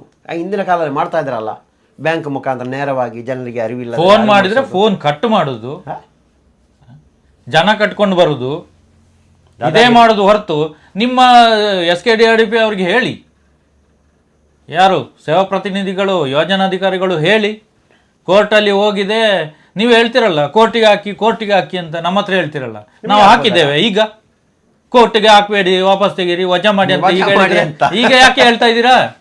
ನೀವು ಕೊಡಿ ಅಂತ ಹೇಳುವಾಗ ಅವರು ಕೊಡ್ಲಿಲ್ಲ, ಈಗ ನಾವು ಕೊಟ್ಟ ಮೇಲೆ ಈಗ ವಜಾ ಮಾಡಿ ಅಂತ ಹೇಳ್ತಾ ಇದ್ರಲ್ಲ. ನಾವು ಕೊಡುದಿಲ್ಲ, ನೀವು ಕೊಡಿ. ನಾವೇನು ಹೇಳ್ತಾ ಇದ್ದಿದ್ದು, ನಿಮ್ಗೆ ದುಡ್ಡು ಬೇಕಲ್ಲ, ನೀವು ಹಾಕಿ ಅಂತ. ಈಗ ಅವರಂತೂ ಹಾಕಿಲ್ಲ, ನಾವು ಹಾಕಿದ್ರು ಕೂಡ ವಜಾ ಮಾಡಿ ಅಂತ. ಯಾಕೆ? ಎಲ್ಲದಕ್ಕೂ ಇದರಲ್ಲೇ ತಿಳ್ಕೋಬೇಕು. ನೀವು ಪ್ರಶ್ನೆ ಮಾಡಿ, ನಿಮ್ಮ SKDRDP ಯಾರು ಅನಿಲನ್ನು ಪ್ರಶ್ನೆ ಮಾಡಿ, ಯಾಕೆ ವಜಾ ಮಾಡಿ ಅಂತ ಯಾಕೆ ನೀವು ಹೇಳಿದ್ದು? ಹಾಗಾದ್ರೆ ನಮ್ದು ಸಂಘ ಸರಿ ಇಲ್ವಾ, ನಮ್ದು ಸಂಸ್ಥೆ ಸರಿ ಇಲ್ವಾ? ಇದರಲ್ಲೇ ಗೊತ್ತಾಗ್ತದಲ್ಲ. ನಾವು ಹೇಳುವಂಥ ಡಾಕ್ಯುಮೆಂಟ್ ಇಷ್ಟೆಲ್ಲ ವಿಡಿಯೋ ಮಾಡಿ ಹಾಕಿದ್ದೇವೆ, ಯಾಕೆ ಒಬ್ಬರ ಮೇಲೆ ನೀವು ಕಂಪ್ಲೇಂಟ್ ಮಾಡಿಲ್ಲ ಸಂಘದ ಸಾಲ ಕಟ್ತಾ ಇಲ್ಲ ಅಂತ? ಯಾಕೆ ಕಟ್ಟಲಿಕ್ಕೆ ಆಗೋದಿಲ್ಲ ಅಂತ ಹೇಳುವಾಗ ನೀವು ಯಾಕೆ ಕೋರ್ಟ್ಗೆ ಹಾಕಿಲ್ಲ? ಈಗ ನಾವು ಹಾಕಿದರೆ ಬೇಡ, ವಜಾ ಮಾಡಿ ಅಂತ. ವಜಾ ಮಾಡಿ, ಒಳ್ಳೆ ವಿಷಯ. ಕೊನೆಯದಾಗಿ ಸಂತೋಷರಾವ್ ಅವರ ಅಪ್ಪರ ಆತ್ಮ ಇವರಿಗೆಲ್ಲ ಸುತ್ತಿ ಈ ಬಡ್ಡಿದಂದೆ ನೊಂದವರೊಂದಿಗೆ ಕೈ ಜೋಡಿಸಿ ಅವರೊಂದಿಗೆ ಇದ್ದು ಇವರ ಅಂತ್ಯಕಾಲವನ್ನು ಅವರಿಂದಲೇ ಆಡಲಿದಲ್ಲ. ಇಂಥ ದುಷ್ಟರ ಶಮನ ಮಾಡಲಿ ಆತ್ಮ ಎಲ್ಲ ಸೇರಿ. ಅದು ಇವಾಗ ಬಾಡಿ ಮಾತ್ರ ಹೋಗಿರೋದು, ಅದು ಹೇಳಿದ್ವಲ್ಲ, ಇದೆ ಒಂದು ಆತ್ಮಹತ್ಯೆ ಇದೆ. ಇವು ನನಗೆ ನಂಬಿಕೆ ಇದೆ, ಎಷ್ಟೇ ನಂಬಿಕೆ ಇದೆ ಇಲ್ಲೋ ಅಂತ ಸೌಜನ್ಯ ಶಕ್ತಿ ಅಂತ ನಾವು ನಂಬುವುದು. ಹೌದು, ನೋಡಿದೆ. ಇದೆಲ್ಲ ಕೈ ಜೋಡಿಸಿ ಇವರ ಅಂತ್ಯವನ್ನು ಆದಷ್ಟು ಬೇಗ ಆಗಲಿ ಅಂತ. ಅದು ಕೂಡ ಎಲ್ಲ ಶಕ್ತಿಗಳು ಒಗ್ಗಟ್ಟಾಗಿದೆ ಈಗ. ಹೌದು, ಈಗ ಇದಕ್ಕೂ ಸೇರಿದ ಎಲ್ಲ ಒಂದೊಂದು ಸೇರಿದಷ್ಟು ಶಕ್ತಿಶಾಲಿಯಾಗಿ ಇದು ಬೇಗ ಆಗ್ತಾ ಇದೆ ನೋಡಿ. ಈಗ ಇಲ್ಲಿವರೆಗೂ ಪೊಲೀಸ್ ಸ್ಟೇಷನಲ್ಲಿ ಕಂಪ್ಲೇಂಟೇ ತಗೊಳ್ತಾ ಇಲ್ಲ, ಈಗ ಹೋದ ಕೂಡಲೇ 5 ನಿಮಿಷದಲ್ಲಿ. ಹೌದು, ಇನ್ನೂ ಹೇಳ್ತಾ ಇದ್ದೀನಿ ನೋಡಿ, ನಾನು ನೇರವಾಗಿ ಇಲ್ಲಿಂದ ಆದೇಶ ಬಂತು ಅಲ್ಲಿಗೆ ಯಾವ ಠಾಣೆ ಅಧಿಕಾರಿ ತಗೊಳ್ಳೋದ್ರೆ ನೇರವಾಗಿ ಅಲ್ಲಿಗೆ ದೂರು ದಾಖಲು ಮಾಡ್ತೀವಿ ನಾವು. ಅದಕ್ಕೆ ಆಸ್ಪದ ಕೊಡಬೇಡಿ, ನೀವು ನಿಮ್ಮ ರಕ್ಷಣೆಯನ್ನು ನೋಡಿಕೊಳ್ಳಿ, ನೀವು ಕಾನೂನು ಚೌಕಟ್ಟಲ್ಲಿ ಕೆಲಸ ಮಾಡಿ ಅಂತ ನಾನು ಹೇಳ್ತೀವಿ. ಮೊನ್ನೆ ಇದೆ ಮೇಲ್ಕೋಟೆಯಲ್ಲಿ ಇದೇ ಥರನೇ ತುಂಬ ಸತಾಯಿಸಿದಾರೆ ಅಂತ ಅಮ್ಮನ್ನು. ಆ ಅಮ್ಮ ಆತ್ಮಹತ್ಯೆ ಮಾಡ್ತೀವಿ, ಆಗಲ್ಲ ನನಗೆ ಜೀವ ಬೇಡ ಅಂತ ಕೂತಿದ್ರು. ನಮ್ಮ ರಾಮಕೃಷ್ಣನ್ ಅಂತ ಇದ್ದಾರೆ ನಮ್ಮ ಟೀಮ್ ಅವರಿಗೆ ಮಾತಾಡಿ, ಅವರು ಪಾಪ ಮಾತಾಡಿಸಿ ಲಾಸ್ಟಿಗೆ ಠಾಣೆಗೆ ಹೇಳಿ, ಠಾಣೆಯಲ್ಲಿ ಮಾತಾಡಿಸಿ ಏನು AG ಅವರಿಗೆ ಕೊಟ್ಟಿರೋ ದೂರನ್ನು ಅವರಿಗೆ ಕಳಿಸಿದ ನಂತರ ತಗೊಂಡ್ರು ಅಂಥ ಪರಿಸ್ಥಿತಿ ತಂದಿಡಬೇಡಿ ನಮ್ಮನ್ನು. ನಮಗೆ ದೂರು ಕೊಡೋದು ದೊಡ್ಡ ವಿಷಯ ಅಲ್ಲ. ದೂರು ಕೊಟ್ಟರೆ ಇವಾಗ ಠಾಣೆಯಲ್ಲಿ ಎಷ್ಟು ಗಂಟೆ ಬಂದಿರೋದು ಹೆಣ್ಣುಮಗಳು, ಎಷ್ಟು ಗಂಟೆಗೆ ಹೋಗಿರೋದು, ಏನು ಎಲ್ಲವೂ ದಾಖಲೆ ಇರುತ್ತೆ, ಪ್ರತಿಯೊಂದು ಇರುತ್ತೆ. ನಿಮಗೆ ತೊಂದರೆ ಆಯಿತು, ಅದಕ್ಕೆ ನೀವು ಕೈ ಹಾಕಬೇಡಿ. ನಿಮಗೆ ಯಾರು ಬಂದು ನಿಮಗೆ ಸಹಕಾರಕ್ಕೆ ಬರಲ್ಲ, ಯಾವ ಸಹಾಯಕ್ಕೂ ಬರಲ್ಲ. ಹೆಂಗೂ ಅಲ್ಲಿ ಬಡ್ಡಿ ದಂಧೆ ಮಾಡೋರು ಸ್ವಲ್ಪನೂ ಬರಲ್ಲ, ಅವರಿಗೆ ದುಡ್ಡು ಬೇಕಾಗಿರೋದು. ಅದಕ್ಕೆ ಆಸ್ಪದ ಮಾಡಬೇಡಿ ಅಂತ, ಅದು ನಮ್ಮನ್ನು ಠಾಣೆಗೆ ಫೋನ್ ಮಾಡಿ ಮಾಡಬೇಡಿ ಅಂತ ಇಲಾಖೆಯವರಿಗೊಂದು ಮನವಿ ಮಾಡ್ತಾ ಇದ್ದೀವಿ ನಾವು. ಒಂದು ಸಂಘದಲ್ಲಿ 10 ಜನ ಇದ್ದರೆ 10 ಜನ ಕೂಡ ಕಂಪ್ಲೇಂಟ್ ಕೊಡಿ. ಹೌದು, ಎಲ್ಲರೂ ಕೊಡಿ, ಸಪ್ರೇಟ್ ಆಗಿ ಹೋಗಿ ಕಂಪ್ಲೇಂಟ್ ಕೊಡಿ. ಯಾಕಂದರೆ ಕಂಪ್ಲೇಂಟ್ ಜಾಸ್ತಿ ಹೋದಷ್ಟು ಬೇಗ ತನಿಖೆ ಆಗ್ತದೆ. ಎಸ್, ಹಾಗೆ ಹೇಳ್ತಾ ಇವತ್ತಿನ ಲೈವ್ ಕಾರ್ಯಕ್ರಮ ಮುಗಿಸ್ತಾ ಇದ್ದೀವಿ. ಮತ್ತೊಮ್ಮೆ ಹೇಳ್ತಾ ಇದ್ವಿ, ಪ್ರತಿಯೊಂದು ವಿಡಿಯೋದಲ್ಲೂ ನಮಗೆ ಎಲ್ಲ ಜಿಲ್ಲೆಯ ಉಸ್ತುವಾರಿಗೆ ನಂಬರ್ ಹಾಕಿರ್ತೀವಿ. ಆ ಜಿಲ್ಲೆಯ ಉಸ್ತುವಾರಿಗಳಿಗೆ ಕಾಲ್ ಮಾಡಿ ನಿಮ್ಮ ಸಮಸ್ಯೆಯನ್ನು ಹೇಳಿ, ಮತ್ತು ಕಂಪ್ಲೇಂಟ್ ಕೊಡೋದು ಯಾವ ಥರ ಅದರ ಬಗ್ಗೆ ಎಲ್ಲ ಮಾಹಿತಿ ಕೊಡ್ತೇವೆ ಅಂತ ಹೇಳ್ತಾ ಇವತ್ತಿನ ವಿಡಿಯೋನ ಮುಗಿಸ್ತಾ ಇದ್ದೀವಿ. ಡಿಸ್ಕ್ರಿಪ್ಷನ್ನಲ್ಲಿ ನಂಬರ್ಗಳು ಇರ್ತದೆ, ಕಾಂಟ್ಯಾಕ್ಟ್ ಮಾಡಿ ಅಂತ ಹೇಳ್ತಾ ಇವತ್ತಿನ ವಿಡಿಯೋನ ಮುಗಿಸ್ತಾ ಇದ್ದೀವಿ. ಧನ್ಯವಾದ.